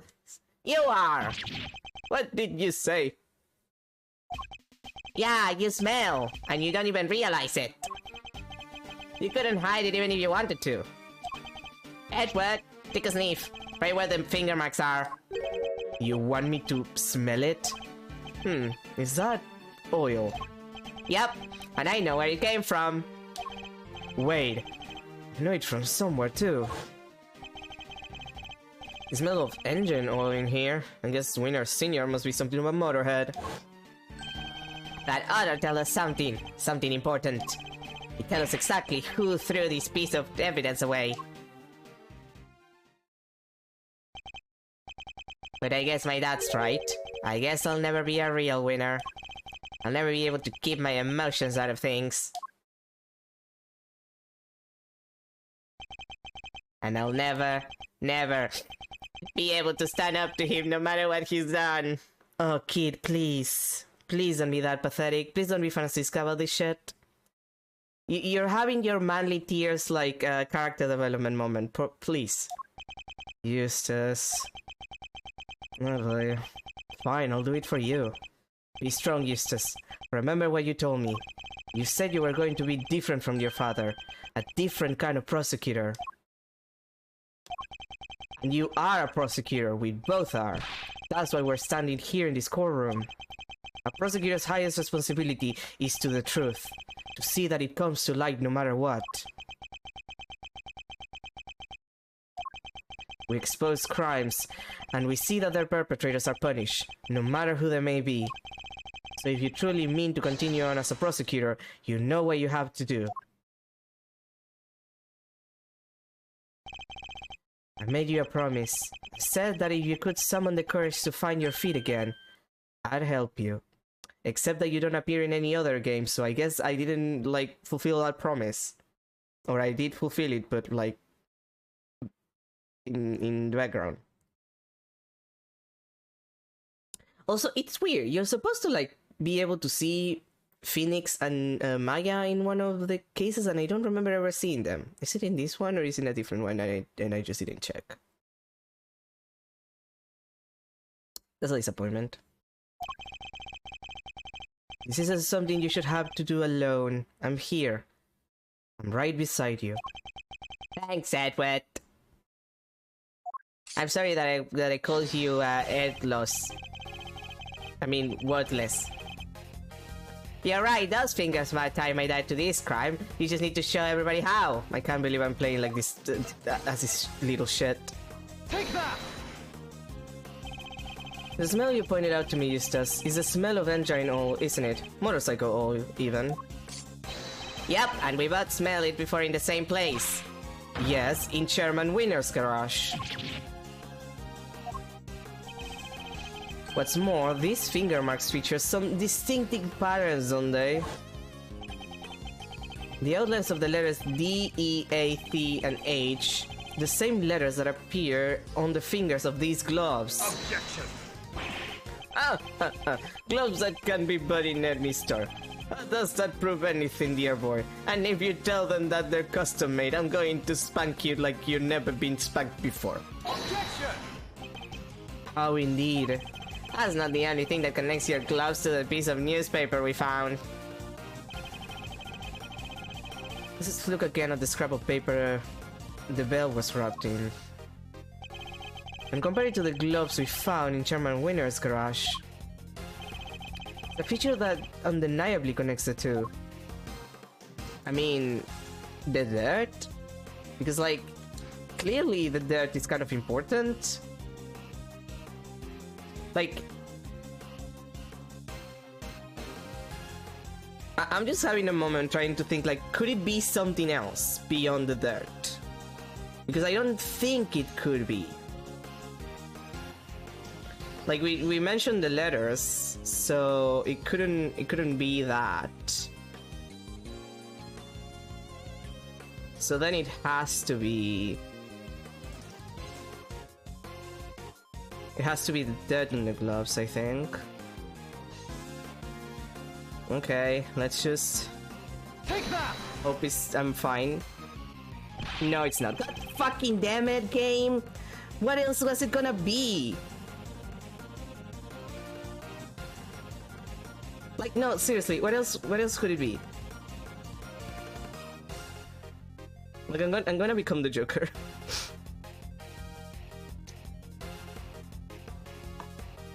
Like, is it in one of the fingers? Is that it? I'm not even gonna waste straight at this. Edward, I can't see it either. God damn it. Being embarrassed by this child too. Yeah, we picked the wrong part. Oh wait! Yeah, I just noticed the A. The A on death. Like, the A is not like fully filled.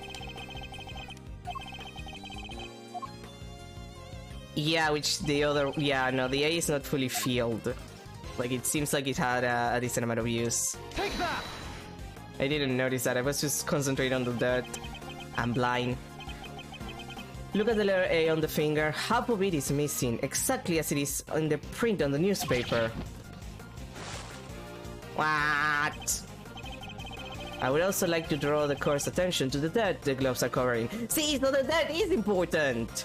God damn it! I think it might be worth having its composition compared to that of the dirt on the newspaper. A match would make for even stronger evidence that the print was made by Chairman Winner's gloves. Officer, have the dirt on these two pieces of evidence compared right away.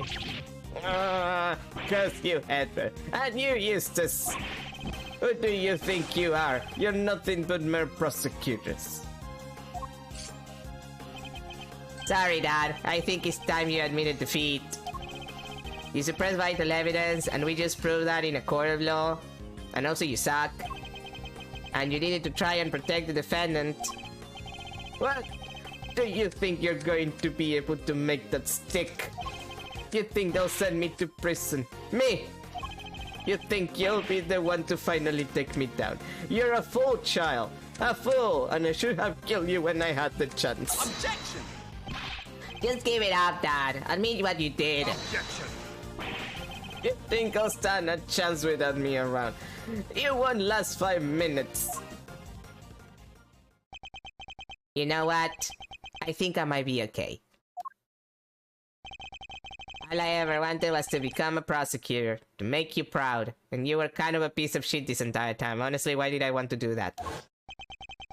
But after your men kidnapped me, and I was laying there in the dark all on my own, I got to thinking, because I couldn't, you know, untie myself, so I had nothing else to do. Thinking how powerless I was in all of this because of you. I almost gave up. I almost lost sight of the truth. But then... Edward appeared out of nowhere and showed me a way forward, and he gave me like therapy, and he was really shitty about it, but he tried, and I appreciate that he tried because you never tried, Dad.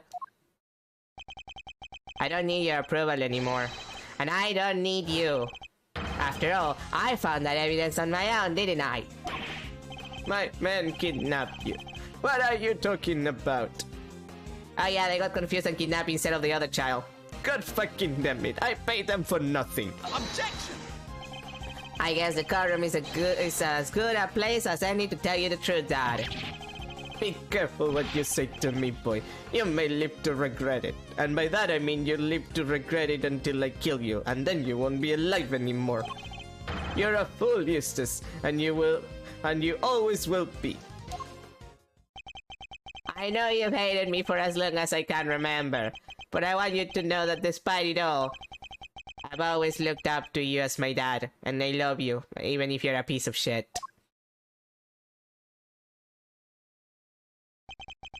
Thanks for everything, Excelsius. And goodbye. Sucks to be you, jerk-off. You! When did you? You need me, dang it! You can't possibly survive without me. Yes!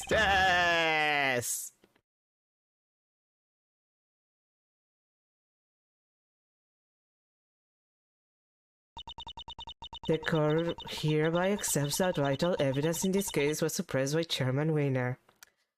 We've cleaned the part of the courtroom that, caught on fire after he did that. Yes? Okay. That crime will be tried and an appropriate punishment decided at a future date.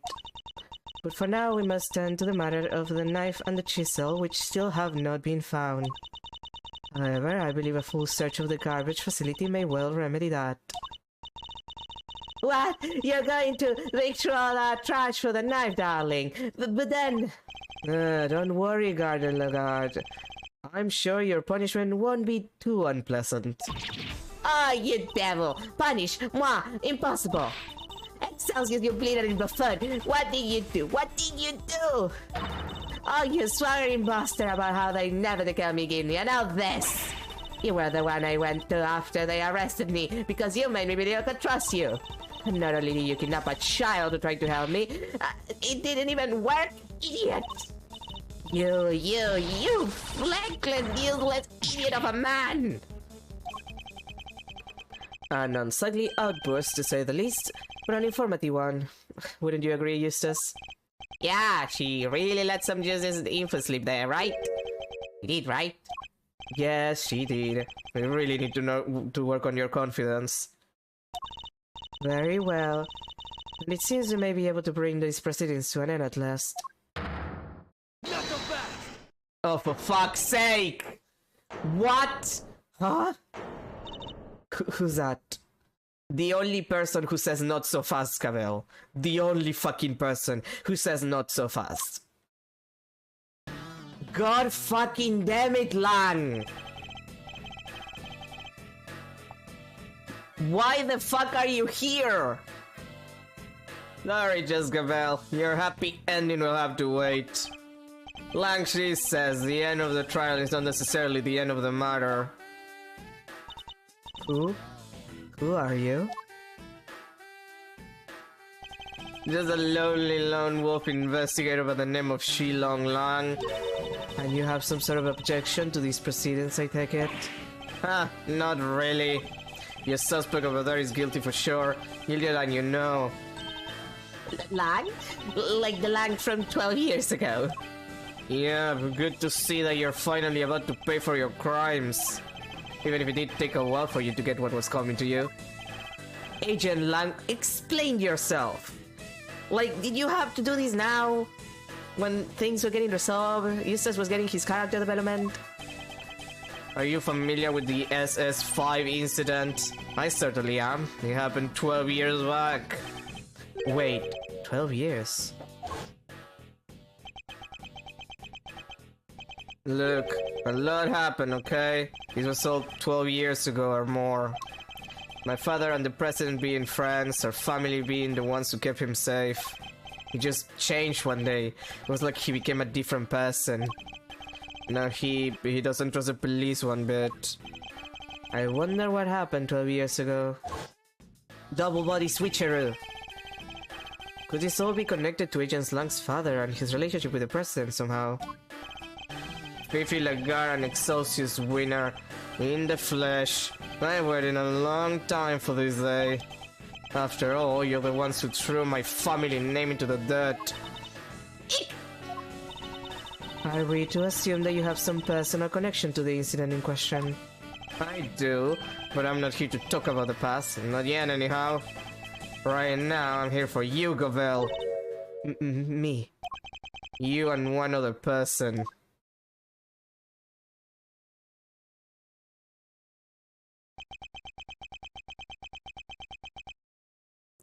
The child that is gonna grow up to be a femboy.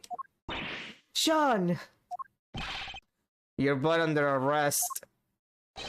Suspicious of having committed the murder of Dijun Wang, president of Shenfa. Where is your evidence, Agent Lang? Also, one of those two is a child. You think a child killed the president? You kill a child, kill the president. Lang, sweetie, honey, darling.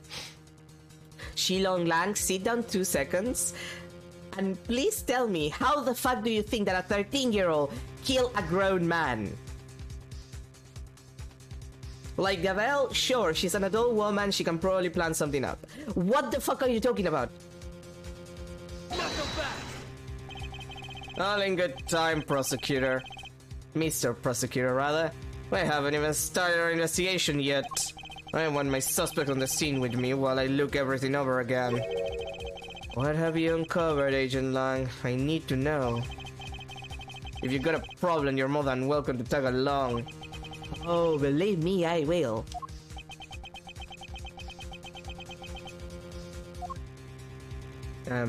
Child, are you gonna say something?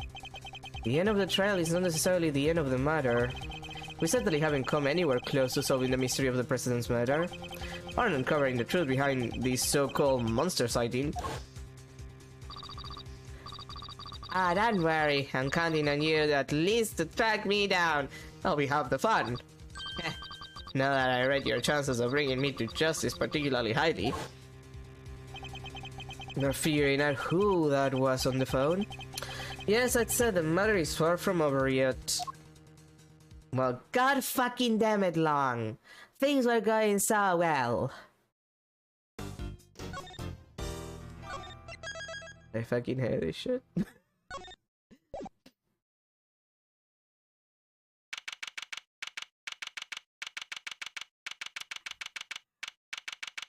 Delicious coffee. And hydration. April 6, 2:52 p.m. Big building, empty lot. Could you maybe calm down a little? Calm down, no way, Jose. Not until you all come clean. It's for your own good, dang it. Our intrepid reporters refuse to give up even in the face of repeated stonewalling from the crew. Look, you ladies need to stop harassing these people or I'll have to ask you to. You can't shut down a lot of now. Y'all are the ones who let Torosaurus run wild. Hoping to hide the fact that they read these menace themselves, the staff cling desperately to the story. Look, we're really not reading anything. This is a movie set. Well, I guess maybe the actors are reading each other, but that doesn't count. That's the girl who told me she done seen Gordy with her own dang eyes. Sure, I saw something, but that doesn't mean we're keeping monsters here. Alright, break it up.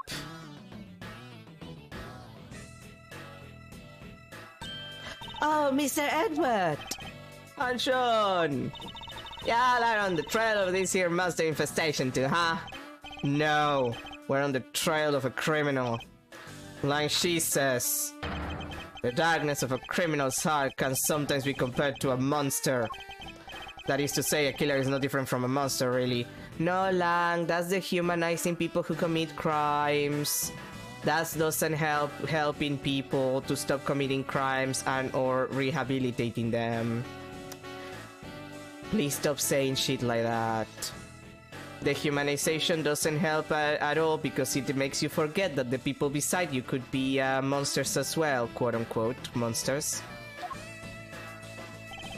Oh, hey, Lang, this is highly irregular, sir. We can't allow members of the public onto the crime scene. These people are important witnesses. I need them to be here. Well, Agent Lang, here we are. Where do you intend to begin? Let's start by summoning up the fucks.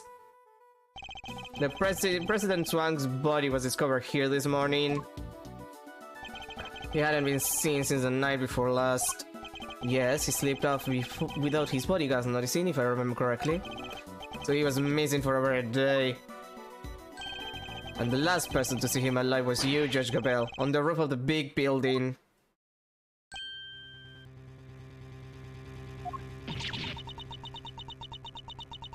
Kyle, why are you sweating as well? Why did the two of you arrange to meet? I'm sorry, but I can't say. Not even to defend yourself from an accusation of murder? Why? Why can't you just tell us? Please, Judge Gabel, we're trying to help you. She can't say because she'll only incriminate herself more. I know you had something to do with the President's murder, and I'm going to prove it. Okay, Lang, we don't know if that's true. Objection! You said yourself that the body was only found this morning. How do you explain the time that passed between Judge Cabell's meeting with the president and then? That's exactly what I'm hoping that we're about to find out. I'm particularly interested in what happened last night.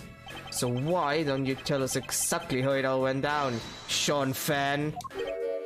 Me? We know you were here on the set last night. You were, Sean. We have testimony from the woman over there and forensic evidence from the footprints that proves it. You came back to run your lines, right? What? You were spying on me? I'm sorry, I was just making sure you were okay. It was late, I was worried about you. You're literally a 13-year-old. How many times do I have to tell you? I don't need you to worry about me. Sean, that's no way to talk to an adult. He was trying to look out for you. Apologize, assistant. Sorry. I've told you before, I won't have you speaking to people that way. Wow, this is a whole new Judge Cabell. It seems she's just as strict with her son as she is with those who break the law. Are you listening to me? If I've told you once, I've told you 1,000 times you must. 3 hours later. She's still turning to him. And I want you to remember that, alright? Can we get on with the investigation now? Oh, of course, forgive me. I don't think I've ever seen her so passionate about anything. I guess Judge Cabell, the mother, will take a little getting used to. Are we to understand that you're accusing Sean of being involved somehow, Agent Lang? Like, Sean, the 13-year-old? I just want the truth. I need to know why the president was killed. And by who? And I don't care what it takes, I'm going to find out. I guess it makes sense for him to be so determined. The president was practically family to him, even though they, didn't get along. Alright, Sean, perhaps you could tell us what happened last night? Fine by me, I got nothing to hide. Ah, yes, nothing like cross-examining a child. I had a bad day yesterday, messed up a couple takes. We're scheduled to shoot the same scene again today.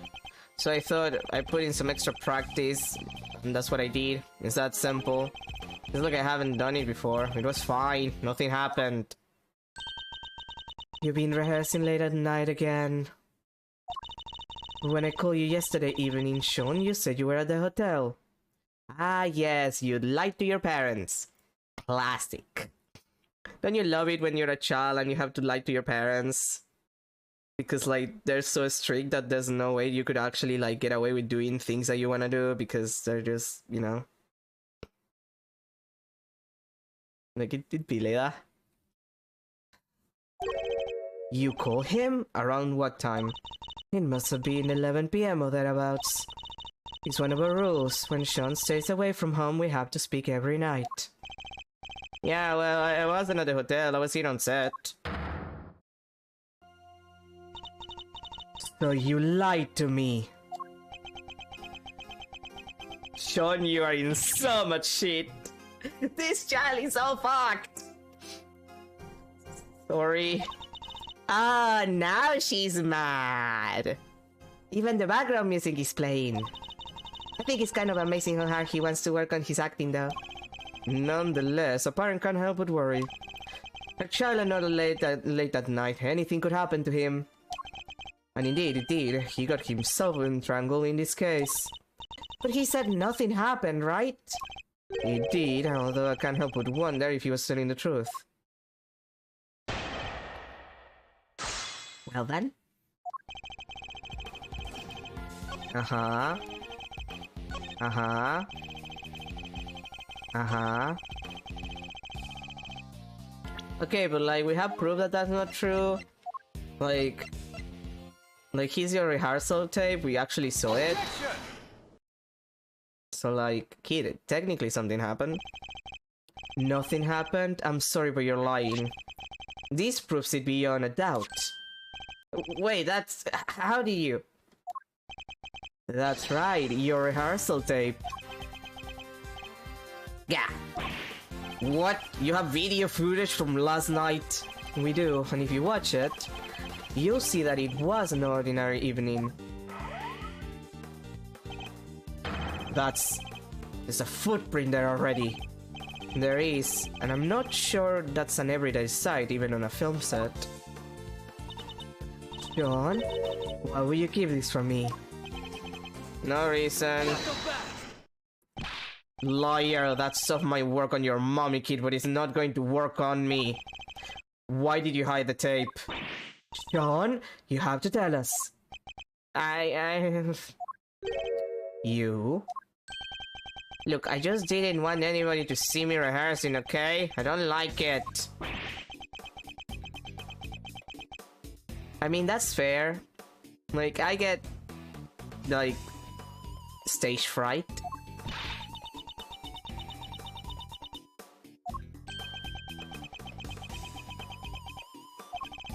So you were embarrassed? Is that it? Yeah, what's the wait about that? That's why you didn't hand over vital evidence? Sean, how could you? Oh, give me a break, you know about it now, don't you? Sure, the footprint was there, but I just ran my lines and went home, that was it. Well, I ain't nothing about the giant monster fruit, it struck you as weird. A giant monster footprint! On the set of a giant monster movie. It's not like there isn't all kinds of other weird stuff around here. I don't buy it for a second. Chief, there's something hinky about this kid. I'm sure I'm standing right there. Skippy there is. He's hiding a scoop under them there horse. Or my name is Lotta Hat. Ah, shut up, both of you. I'm done talking. Objection! No, you're not. What? The footprint isn't the only strange thing about last night. What the initial current happened yesterday evening? The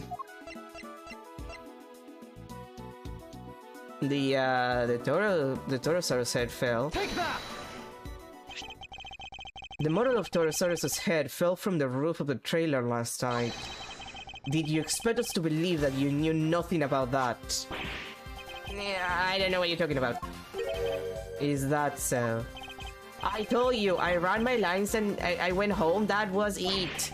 What do I have? What do I know about some stupid falling head? Or are you saying you can prove I know something? Sadly, not. It's entirely possible that the head fell after Sean left. Now, Praha, then this conversation is over. Something tells me he doesn't want to talk about last night any more than is absolutely necessary. What is he hiding? Hold it right there. What is it, Agent Lang? So it's just as I thought. Thanks, Mr. Prosecutor. This switch of yours backs up my theory nicely. What? There was something else on that tape? Yep, look closely. The costume up in the top left. Oh yeah, the Torosaurus seat. And this is different. You see it? It's open. Like, it looks like it's open. But that's about it. I'm not sure. He's just kinda hanging out and looking a little saggy. Oh, and the zipper of his bag is done up tight. Zipper? Huh? That's... Huh. Yeah, I guess you all see it now, right? On the tape, the zipper is wide open. Why? Because someone inside the suit... Because somebody's inside the suit, that's why. What? Mr. Powers, that zipper, what can you tell us about it? Well, we always close it up tight when the suit is in use. That's right, Mr. Prosecutor. And do you remember something else I said not so long ago? Let me refresh your memory. What if your friend Gavel pushed the president off of the big building the night before last, and then came down here to the movie set and hid the body somewhere? Lang, I'm still gonna hold this to you because it's kind of important. This is a 51-story high building.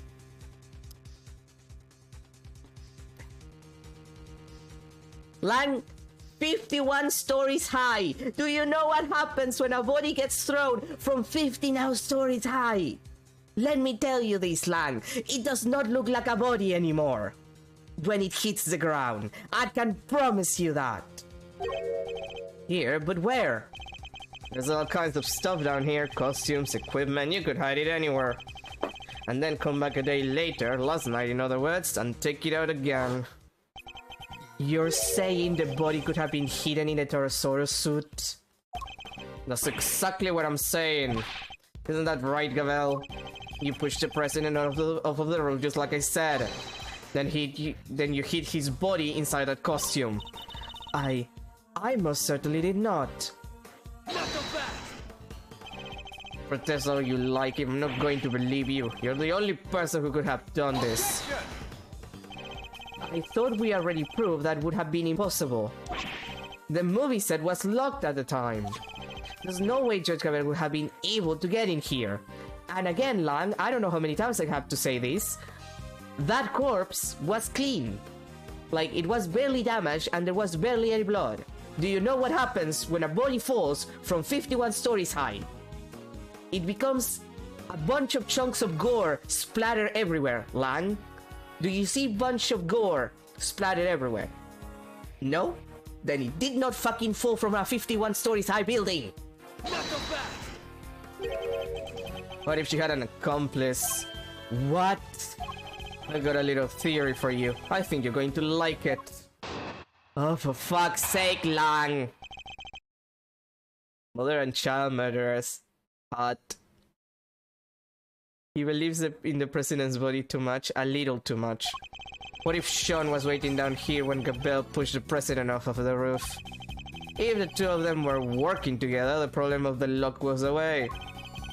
They then worked to hide the body together too, by dragging it over to the Taurosaurus suit and stuffing it inside. You think the murder was really that carefully planned? Like, again, I'm just insanely like I just lose my mind with this concept, like this entire thing, because again, the fact that he's saying she like pushed this guy off of a building that is 51 stories high and his corpse looks, I have to remind the people, like this. Like this is the state his body was in. And you're telling me he fell 51 stories high? Lang, for the love of God, what the fuck are you talking about? You're an Interpol agent. It was the assassination of a world leader. It could only have been carefully planned. To suggest that Sean could have been involved in this it's unthinkable. You're my prime suspect. What makes you think I'm going to listen to a word you say? But what about motive? What reason would either of them have to kill President Wang? Kind of important to have a motive if you're gonna kill the president. Of a foreign nation, too. It's not even the president of your nation, because, like, president of your nation, you always have an excuse. The economy, human rights violations, there's a bunch of stuff. Of a foreign nation, though, not that often that you get to do that and have a decent motive. Who knows? But we'll find out soon enough.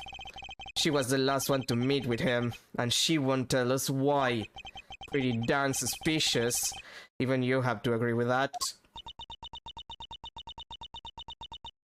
Don't worry, Gabriel, I'm gonna save your ass.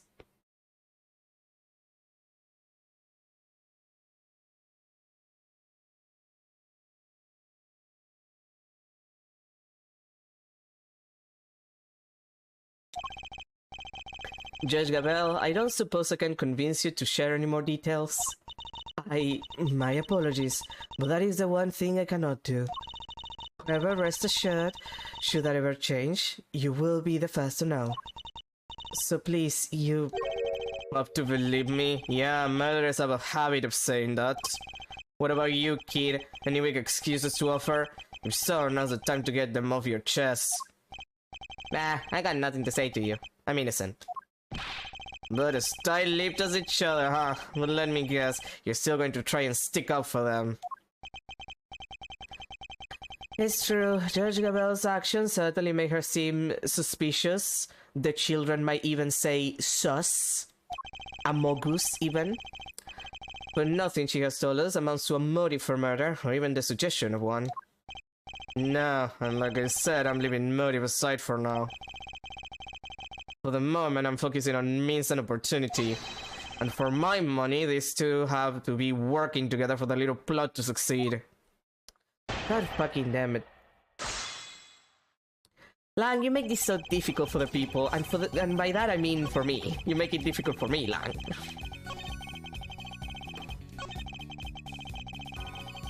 Yeah, this sounds incredibly fake. Hold it! The video footage doesn't show the inside of the suit. You can't say for certain that there was a body in there at the time, can you? And also, if there was a body let's leave aside the fact of the 25-story high building, which it still gets me. Lang, if they hid a body in the suit for a day, don't you think someone would have found it? Because they were actively filming in this place? Wouldn't the suit get, like, dirty with blood? For example, wouldn't people notice that the suit looks a little bit more fuller than it usually looks like when nobody's wearing it? What the fuck are you talking about, Lang? Maybe not, but we can take a look right now. Let's open it up and see what's inside. I put money on us finding proof that it was there. Do you mind if we examine the suit, Mr. Powers? Oh, no. Might be a little ripe, though. It's pretty sweaty in there. Oh, it's filthy. Yeah, that's weird.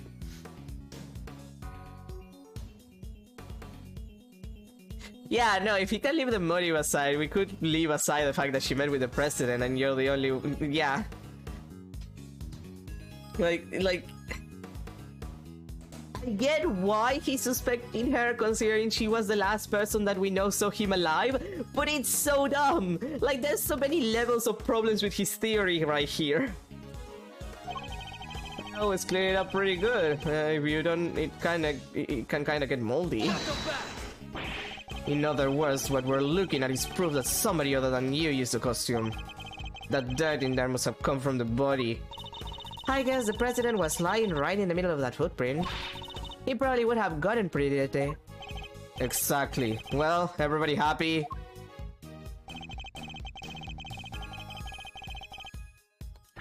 Okay, but like, that sounds... Like, this feels like something that could be proven wrong. Because the main thing is, like, it's the same, like, dirt that you can see in these gloves. Like, you can even see the pieces of, like... I thought it was glass or, like, transparent plastic. But, like, it's not. It's concrete.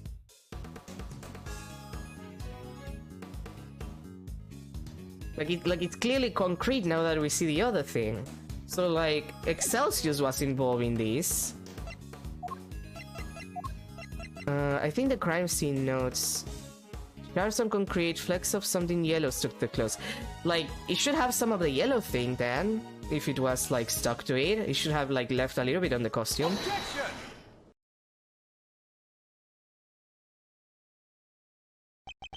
So our assumption is that the inside of the suit is dirty because the dirt came from the body. Would it be safe to say that's the case? Why? Is there a problem? The part of the suit directly in front of the opening is particularly dirty. Yeah, it really is. But look at the victim. The area of his body that would have been in contact with that part of the suit isn't dirty at all. If the victim had been cramming there as you suggest, his chest would surely be covered in dirt. Fine, so what's your explanation? How did all that dirt get inside there?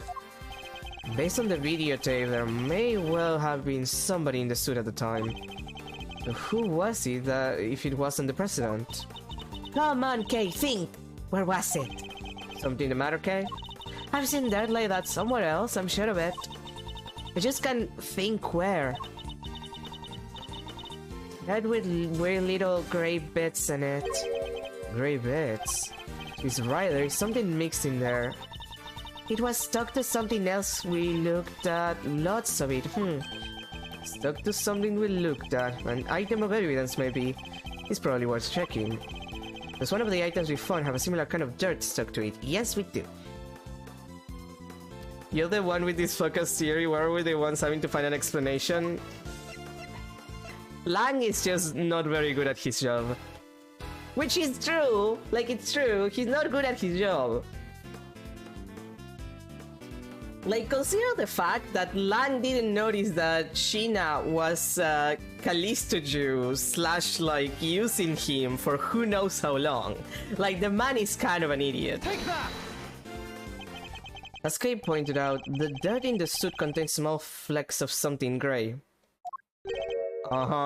And we discovered similar flecks stuck to an item belonging to someone we recently had dealings with. The item in question being these gloves. You're right, the dirt does look similar. But so what? What are you saying this stuff is? What exactly are these gray flecks of yours? I believe the gray flecks are... concrete. Surely they're flecks on concrete. Oh, like all the little broken up bits around the footprints, you mean?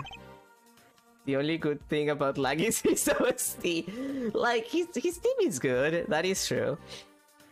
Like, I don't dislike Lang, but he's like the worst Interpol agent. Like, he's sold like this kind of like very serious guy who knows what he's doing, but he gets worse and worse as the case go on, and then Sheena, he finds out that Sheena betrayed his ass, and he's just like, honey, please. And who did the gloves on which we found similar dirt and grey flecks belong to? Chairman Winner! We found them in his garage. That's right, we visited the garage at his home earlier today. And we found a pair of mechanics gloves covering that. And if I recall correctly, a sledgehammer and a shovel too. I love shitting on Lang because he's so... It's very easy to shit on him. But would a pair of mechanics gloves be covering dirt? I'll tell you why, because somebody wore them while they used that hammer and shovel. They smashed through the concrete to the dirt below, staining the gloves with both substances. Wait, so you're saying... Yes, that we finally know what these footprints really are. It seems likely that they were dug by Chairman Winner. Highly likely? Is that so? Then tell me this. Why the heck did he make them? What purpose could they possibly serve? Why indeed? I imagine he must have been... Well... Here's the deal. Retrieve the package we laid to rest 12 years ago. I'm sure it's still right in front of the planter where we left it.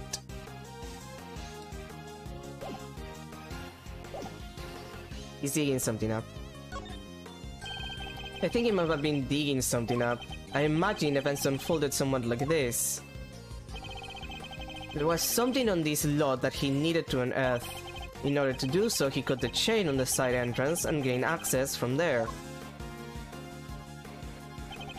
He then used a sledgehammer and shovel to dig the 3 footprints.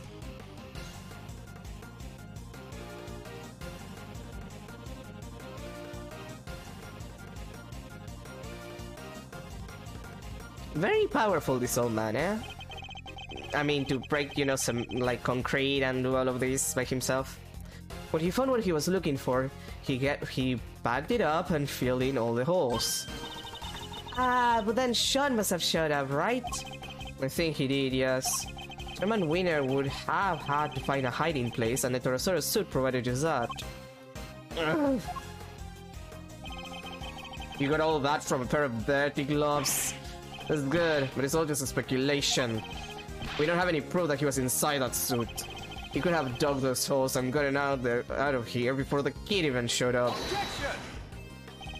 But he didn't, and there's proof of that right there in the footage. It shows that Chairman Winner was still present when this recording was made. What? It's a shame that Agent Lang didn't notice it himself. But if we compare the situation as we see it now to the situation as it appears on Sean's rehearsal tape, and compare that in turn to what we saw in Chairman's winner's garage, it soon becomes clear that the chairman was presser. What part of this image shows that the chairman winner was still here? Well, obviously the bag that we saw when we rescued his idiot son. I'm sorry, Eustace. Take that!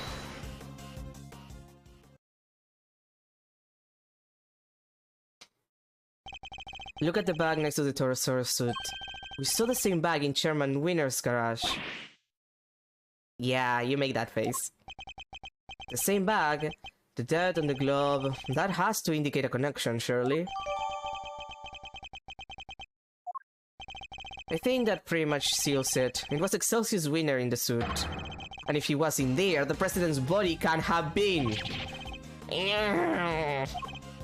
Good. It seems I convinced Agent Lang of the flaws in his theory. The many flaws.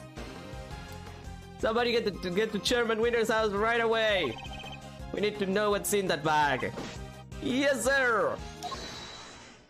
Oh, for the love of God, who is it this time? Yeah, don't lose your minds. I can't believe what I'm hearing here. What is this Hogswell? Oh, this is all we need. Then right there's Nanosaurus footprints, dang it. Ain't no holes dug by no old man. I think I've demonstrated more than adequately that that's exactly what they are. Don't matter to me none what you just done did. I don't believe it and that's that. I don't tell you all, I've seen that big bad bull with my own two eyes. The giant eye peering in the window. The giant eye peering in at the window. I thought we couldn't pass that nonsense. We ain't about to let that go. What kind of journalists would we be if we did, huh? Responsible ones, but I guess that's the whole problem. Wait, ain't like it was just about the footprints, no how? You weren't seen fraternizing with one of them there monsters, ain't that correct, young man? By the young lady over there, if I'm not very much mistaken. We're never going to get anywhere with these two around. Maybe we could prove them that wasn't a monster either, they might finally drop it. What do you think, Mr. Edward? Any bright ideas? Prove that it wasn't a monster? Fine, I don't suppose there's much else for it. Let's see what we can do. What are you two whispering about? You're hiding something, ain't ya? Admit it! Quick, Tabby, roll tape! Hold it! Could I politely ask that you both calm down? I think we should just ignore them. Yeah, the problem is that they're gonna keep insisting even if we ignore them. The monster the boy was seen talking to, we know what it was now. Ah! That's right, Sean's rehearsal tape finally cleared up that particular mystery. It did? The point at which Miss Nichols thought she saw Sean with Gordy. That would have been right when he was making his rehearsal tape. I think she mistook a certain object for the legendary creature of the lake. Your so-called monster is right here in this picture. Ah, I don't see no Gordy. That ain't nothing but a dumb snapshot. You're talking to a pro here. Can't fool me with no trick photography. Oh, for fuck's sake. What do their opinion? They don't matter. They're just really annoying is the problem. Take that! God, women, please leave. That's right, it was a camera crane. That is what Miss Nichols saw, not Gordy. What? John's rehearsal tape was shot from a noticeably elevated viewpoint. A viewpoint that would only have been possible if the camera in question was attached to a crane. Well, how the heck would she make a mistake like that, huh? Objection! Oh, indeed. Miss Nichols? Yes? You told us that you think you might need new glasses, didn't you? Yeah, my eyesight got way worse all of a sudden. And I imagine that when you thought you saw Gordy, he was quite heavily shrouded in darkness. That's right, I only really saw silhouette.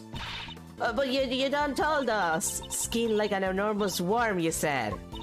Yeah, about to try and tell us your presence crane up and grew skin somehow. Ain't even no flesh on them, they're metal bones, let alone skin. You're entirely correct, of course, about the crane as it was in this particular picture. Anyway, we did have a skin of a sort last night. I knew you were a scoop hater, but this is plumb crazy. You want Tabby and me to starve, is that it? That wasn't my intent at all. But I do think it's time I finally put them both out of their misery. Cody's skin is right here in front of us. It wasn't skin at all, it was this. Take that! Let's get it over with, girls, please. Miss Nichols told us that it seemed likely to rain last night. That never happened in the end. I think Sean may have covered the crane with rainproof sheeting nonetheless. And that, my intrepid young reporters, is what Miss Nichols mistook for Gordy's skin. What? Ah, heck. Well, Sean, am I mistaken? You see everything, don't you? Gotta say, you're pretty amazing. Thanks. I'm sorry, Miss Hart, but Miss Nichols' monster was no such thing. It was simply a trick of the light. Ah, and just like that, the dream dies. Again. Chief! I think that might have finally shut them up. I thought the kid was holding out on us, but it seems like I could have maybe been a little wrong. Maybe. Alright, we know what the so-called monster was now. Everybody happy? Everybody except these two. Hey, Dylan! And got the forensic guys. The president autopsy report is out, sir. Is it? Let me see it. Death was due to full body contusions and bone breakages caused by extreme pressure from above. So we have our cause of death. He was crushed. Just as we thought.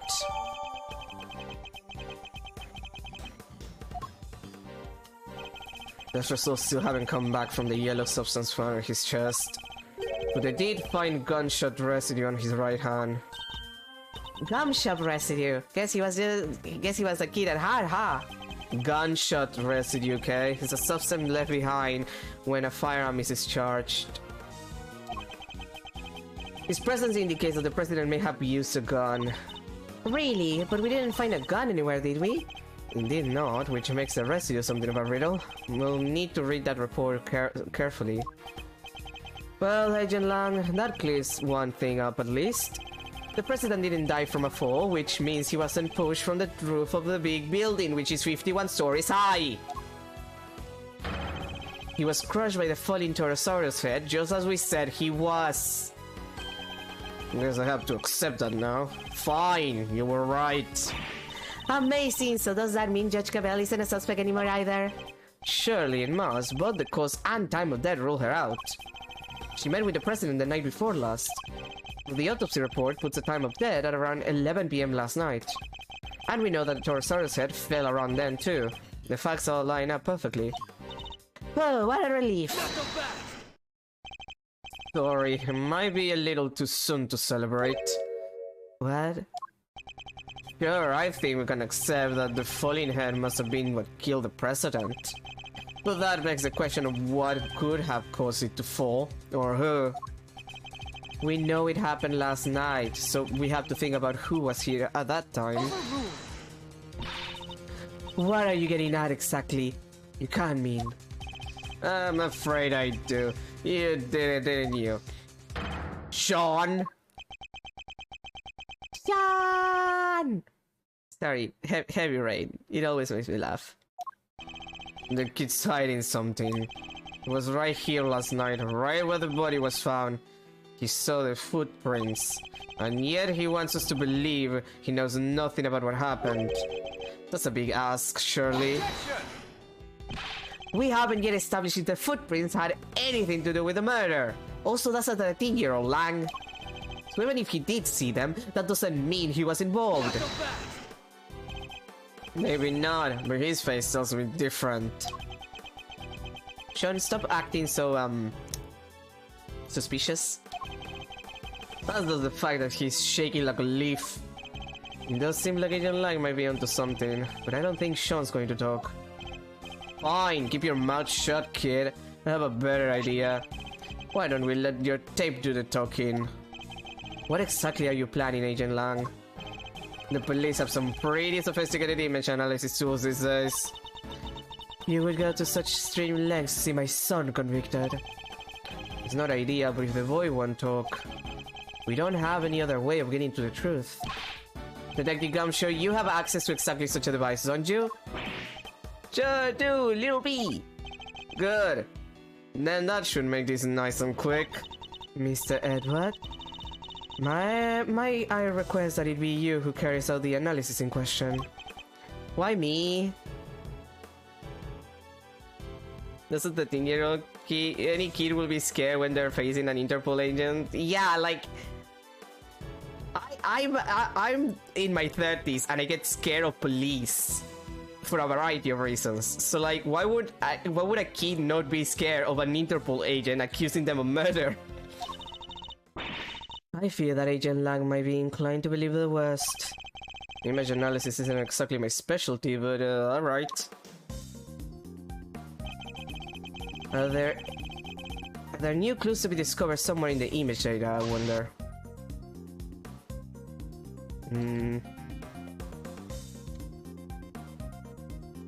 Let's see.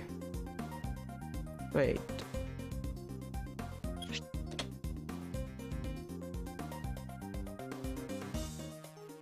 Something's speaking out of the bag. I don't know if that's enough. Eureka! There's nothing of interest. What do you mean there's nothing of interest? I can see something peeking out, Edward.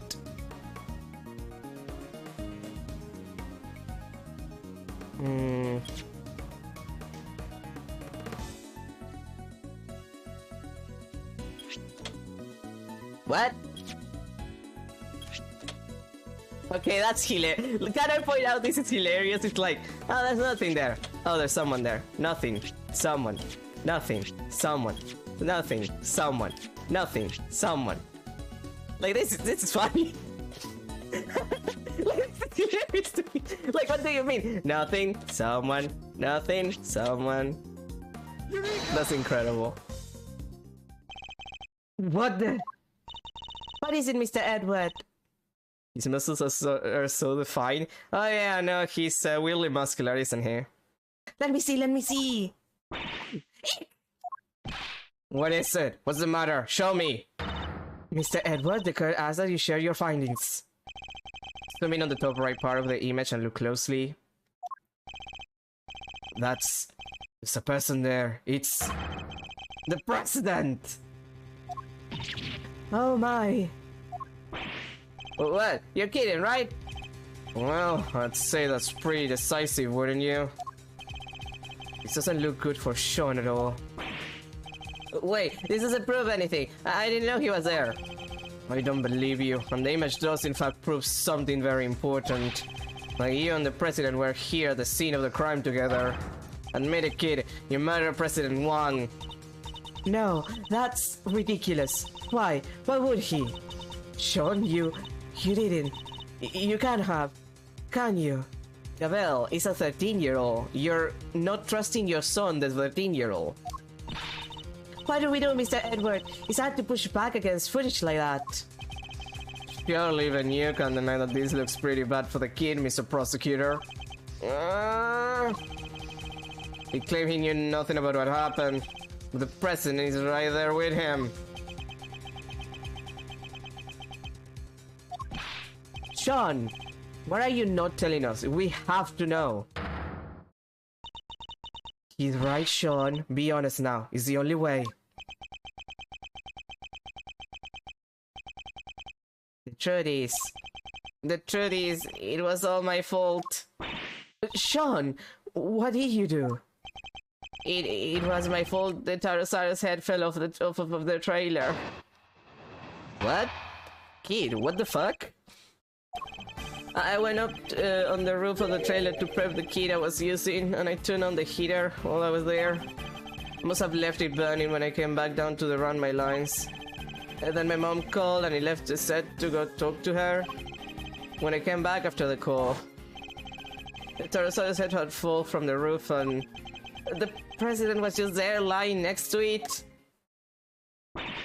No. We did find evidence of a fire having broken up out on the roof. Okay, but like, here's the deal. If he did that, then it's an accident. Because like, it's not like he was planning to do the thing. So like... you know, like, it's an accidental, like, murder at most. Like, he can't be made guilty for that. It was just a tiny one, so I put it out myself. So we're saying the president died because of Sean? If he did, that would make this whole thing just an accident. What did you do with the head after you found it on the ground? I took it apart, carried piece by piece up to the roof, and put it back together again. You're saying you put out the fire and moved the head back to where it fell from? In other words, you tried to cover your tracks. You're a real piece of work, kid. It's not like I did any of this on purpose. I really did just forget to turn the heater off. Yes, and when the fire had burned through the legs, the table would have collapsed, and the head would have fallen down into the ground below. You're right, the fire caused the head to fall. Indeed, and I also happen to have an idea about how the fire may have started. Those cans of paint thinner by the heater are pretty flammable. Not a great place to keep them. And you swear it was an accident? Seems a little convenient. What was the president even doing here in the first place? How the heck am I supposed to know? I didn't see anybody, I swear. I still don't believe you. What would President Wang come to a place like this in the middle of the night? His reasons for coming here are something of a mystery, is true. He met Judge Gabel up on the roof 2 nights ago. He was also here on the movie set last night. Did he come to meet Sean? Well, they did say that he was a fan of the Taurosaurus thing, so I think we'll need to go over the boy's statements very carefully indeed.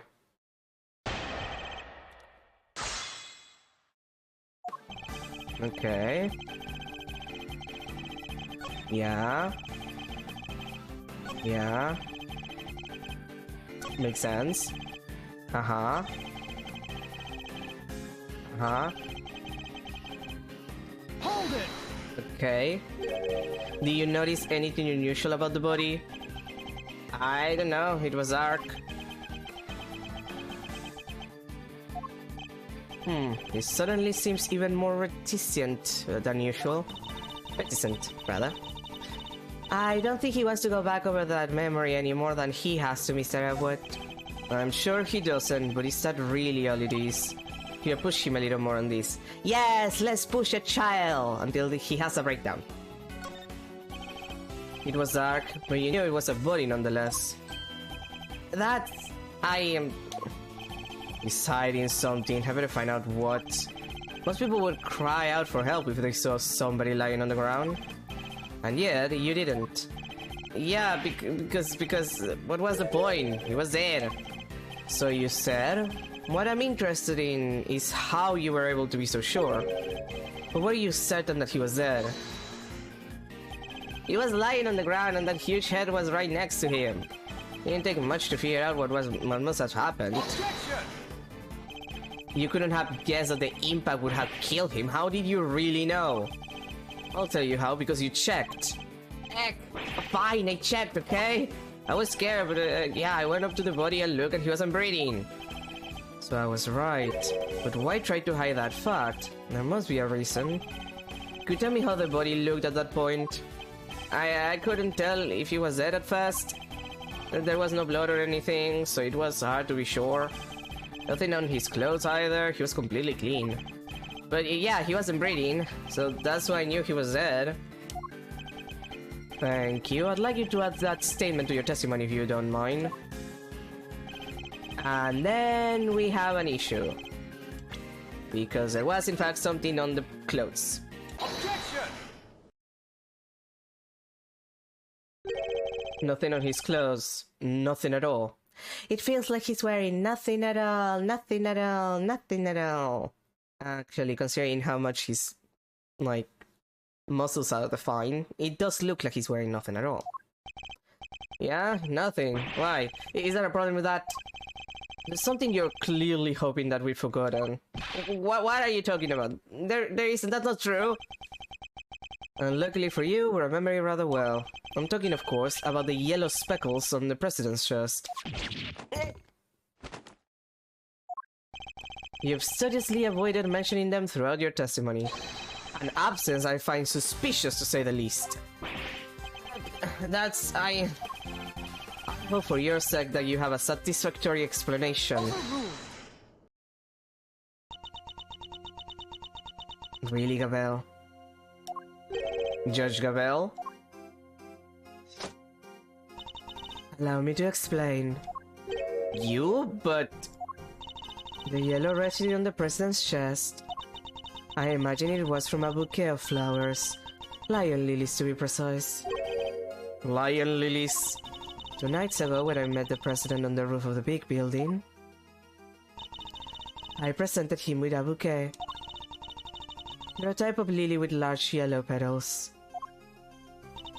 I imagine that the substance on President Wang's chest was pollen from those flowers. Huh? But... they're not there in the printout from the security camera. Only because the president is in the way. I don't know if you noticed, but he's rather large. But why give him flowers? That is not something I'm at liberty to divulge. Girl, it's the second time you pull this shit. What? More secrets? Are you serious? You wouldn't tell us why you met with him, and now you can't even tell us about the flowers. My sincerest apologies, but all I can tell you is that I gave him the bouquet. A bouquet that was nowhere near the body when it was discovered. How do you explain that? I cannot. Seriously, Your Honor? Some things you won't explain, the rest you can't. Come on, you've got to give us something here. You wouldn't let this fly in the courtroom. What makes you think we'll accept it? Hey, you leave her alone! Sean? I threw the flowers away, okay? You did? So they were there when you first found the body? Yeah, they were right there on his chest. And they were squashed completely flat. Oh, I guess that makes sense, right? They would have gotten crushed along with the president. And the pollen would have smeared across his jacket front. And those explain things rather neatly. But why remove the bouquet and dispose of it? No reason. He's almost as evasive as his mother. More secrets, they're quite a pair. There is no secret. You know exactly why Sean disposed of the bouquet. Huh? You saw me leave the house with it, didn't you?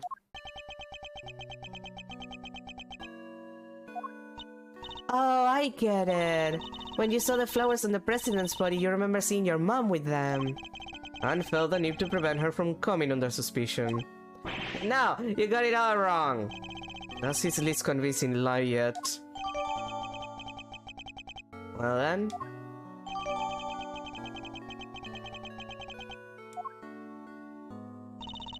I often decorate our home with lion lilies. I imagine that's why he remembered. So the flowers his mother was carrying showed up on the president's body, and because of that he got rid of the bouquet and kept quiet about having discovered the corpse. Well, that ties everything up nicely, doesn't it? A little too nicely for my tastes. Why? What's wrong with nice? I guess you forgot, huh? The kid also told us that he was responsible for the head falling in the first place. Yeah, he did, but... Come on, Lang, it was an accident. So he's still our only suspect. The finger of suspicion still seems to be pointing firmly in Sean's direction. However... Wait! I can think of a far more likely culprit than the boy. What? Who? The person who was holding Sean captive until only a short while ago. That's right! Oh, god damn it, I thought it was Kay. That's right, we had to rescue him from a warehouse refrigerator until down unit down by the harbor. A refrigerator unit in a depot? Yeah. Lucky it wasn't switched on. Poor kid might have frozen into a popsicle otherwise. He was doing his best to call out for help, which is why we found him. The sedatives had worn off by then, so he was wide awake and plenty loud. Sedatives. Isn't that what you were given to? Yup, we found the bottle on the floor of the unit. It was even the same brand. 3 C's, apparently super strong. What a name for a brand of sedatives, huh? Well, Agent Lance, surely that suggests that Sean is a victim, not a suspect. Somebody else was responsible, and I think they've been behind all of this.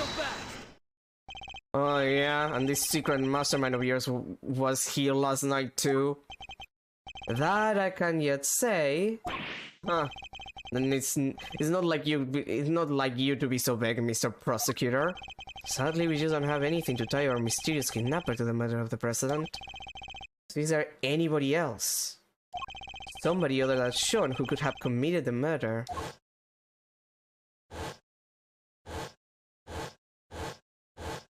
Well, yeah. Of course! So I was right, the kitty's our only suspect. Not quite. I can think of another. What? Somebody who we just recently proved was right here on the movie set last night. Chairman Winner. You think he killed President Wang? Why not? We've proven that he was present. We proved that he's killed people before. Seems likely. And if he was here, he's as viable a suspect as anybody else, wouldn't you say? Winner? Could he really have?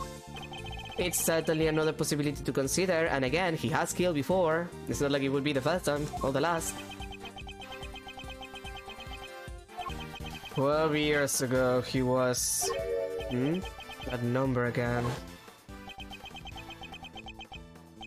Look, a lot happened, okay? This was all 12 years ago or more. My father and the president being friends, or family being the ones who kept him safe. Lang? Like the Lang from 12 years ago. Yep, good to see that you're finally about to pay for your crimes. Even if it did take a while for you to get what was coming to you. Agent Lang, what happened 12 years ago? It has nothing to do with you. I think it has everything to do with me. It's clearly connected to this case. And you can prove that, can you? Go ahead, show me some proof that what happened 12 years ago has anything to do with this. Proof? If you can't prove it, this conversation's over.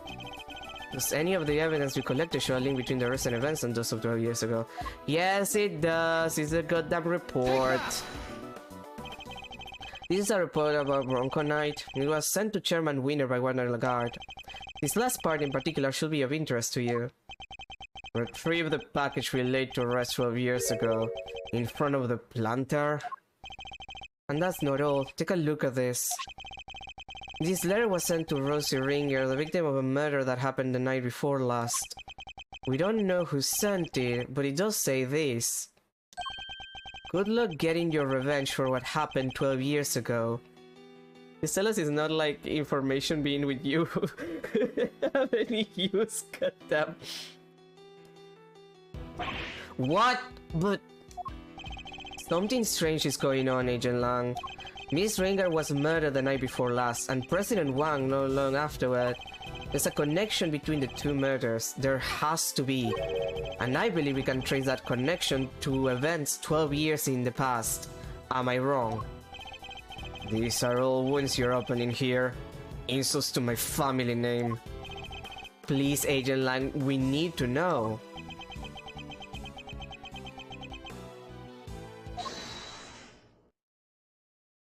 Who's he holding? Who on earth was that? Chifu! What are you all doing here? We came to find you, sir. We heard you were looking into the incident from 12 years ago. Idiots! I'm not your boss anymore. Get back to your duties right now. We can't do that, sir. What? You're disobeying a direct order? Please, sir, I'm begging you, we all are. You have to reopen the investigation into the SS5 incident. We know you can let it go until you figure out what happened, and we can't either. Well, Agent Lang, it seems you're for the mere underlings when the events of the past explained to. You think it's that easy that you could solve the cases like that? I think we can. Together. But also I could do it on my own because I've done that this entire time. You're kind of useless, Lang. Huh. Well, alright then. Offer accepted. Yes, sir! Shifu! Shifu! Shifu! We beat you, sir. Nice! And I guess it's my turn to step up. Sorry, Kay? You're looking into the case from the past, right? I just happen to have something that'll help with that. You mean Mr. Thief? Sure do. If you can give me the details of the incident, I can rustle up a little simulation for you. Sadly, we don't have the files related to the case. Huh? How come? Access to those files is restricted. They're top secret. Really? Why? Beats me. Somebody must have something to hide. Even I've never seen them. Everything I know are already newspaper articles from the time. That's fine. Just tell us what you can. Alright. The SS5 incident happened on a winter's day 12 years ago. February 10th to be precise.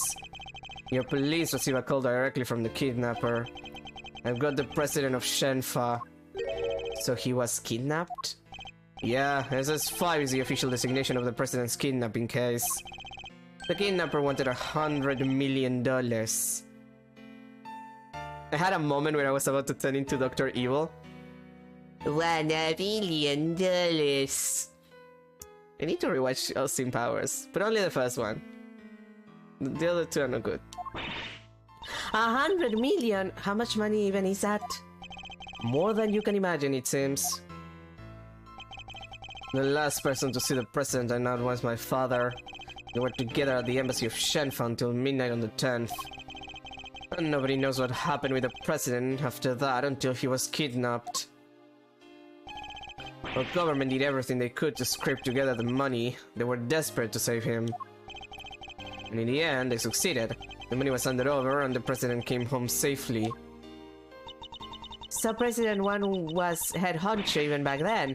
Whoa, God, Mr. President. That's probably not totally illegal and maybe a violation of the democracy. The length of time he stayed in power isn't even close to the most impressive thing about him. Agent Lang was clearly very fond of President Wang. I assume the kidnapping was thoroughly investigated. It was, but the investigation was top secret, and so was the trial. The trial? So a suspect was arrested? Yeah, none other than our friend Fifi Lagarde. What? Is that why you visited the prison?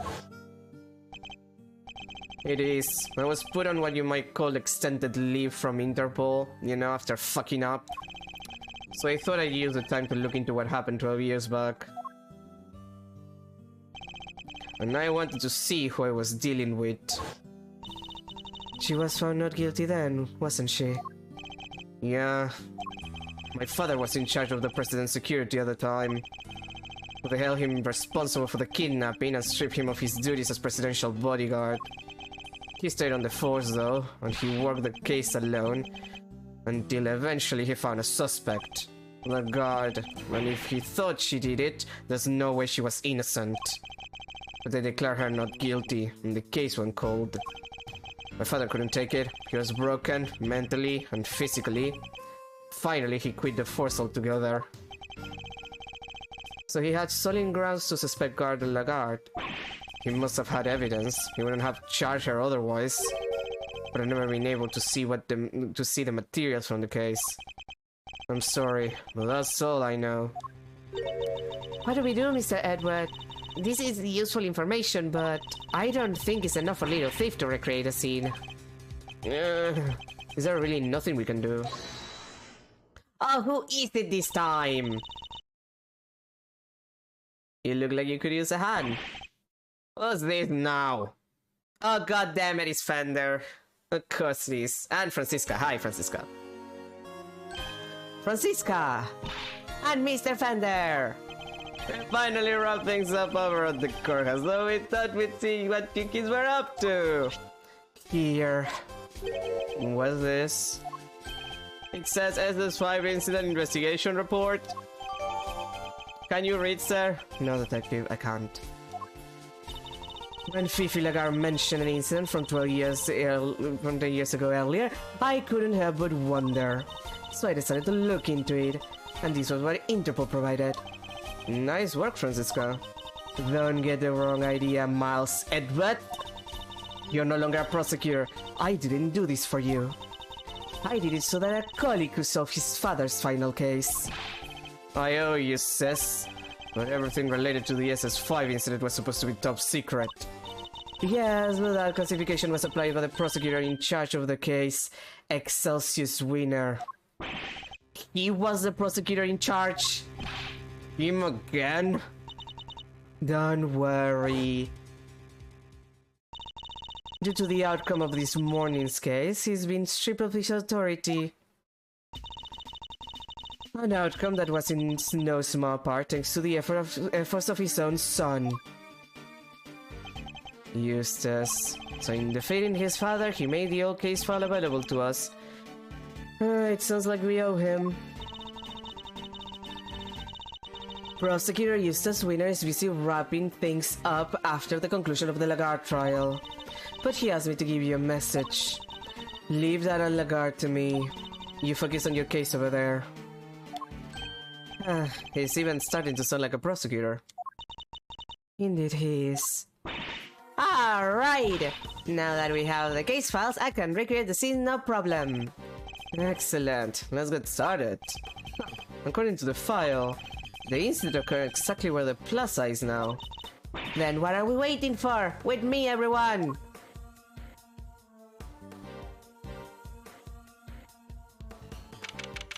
Oh god, does it keep going? We've been here almost 15 minutes over time! Can I just save here? I think I'm just gonna save here. Like, let's leave it at that. We've been 15 minutes over time. We need to stop at some point. We'll actually finish the investigation next time. Oh boy, it's been a while. It's been a lot. 15 minutes over time is a good cutoff. Okay. Oh boy, it's been a lot. I think there's like 2 hours more of oh god damn. Okay, yeah, we're gonna leave this for Friday. Or 3? Yeah, we're leaving this for Friday. That's fine. Okay, thank you everybody for being here. Tomorrow, we're doing what we say that we were doing on Sunday that I didn't stream because I had paperwork to do. And we're playing some Little Witch in the Woods because there was an update to Little Witch in the Woods and I want to see the new content. And then on Friday, we're continuing and probably finishing Ace Attorney Investigations to investigating harder. Electric investigation even. And that's it really. I don't know if I'll start Apollo Justice immediately. I might because I really like Apollo Justice. Yeah, you know what, I think I'll start Apollo Justice and then the other 2 games I'll wait like 1 or 2 games afterwards to start because I'm gonna be disappointed. But anyway, again, thank you everybody for being here. Have a good rest of your day and a good start to your week. And I'll see you tomorrow for some Little Witch in the Woods. The update when you can get friendship and craft things. And then on, 2 days of rest and on Friday we finish investigations. Yeah, that. Anyway, have a good rest of your day. Bye everyone!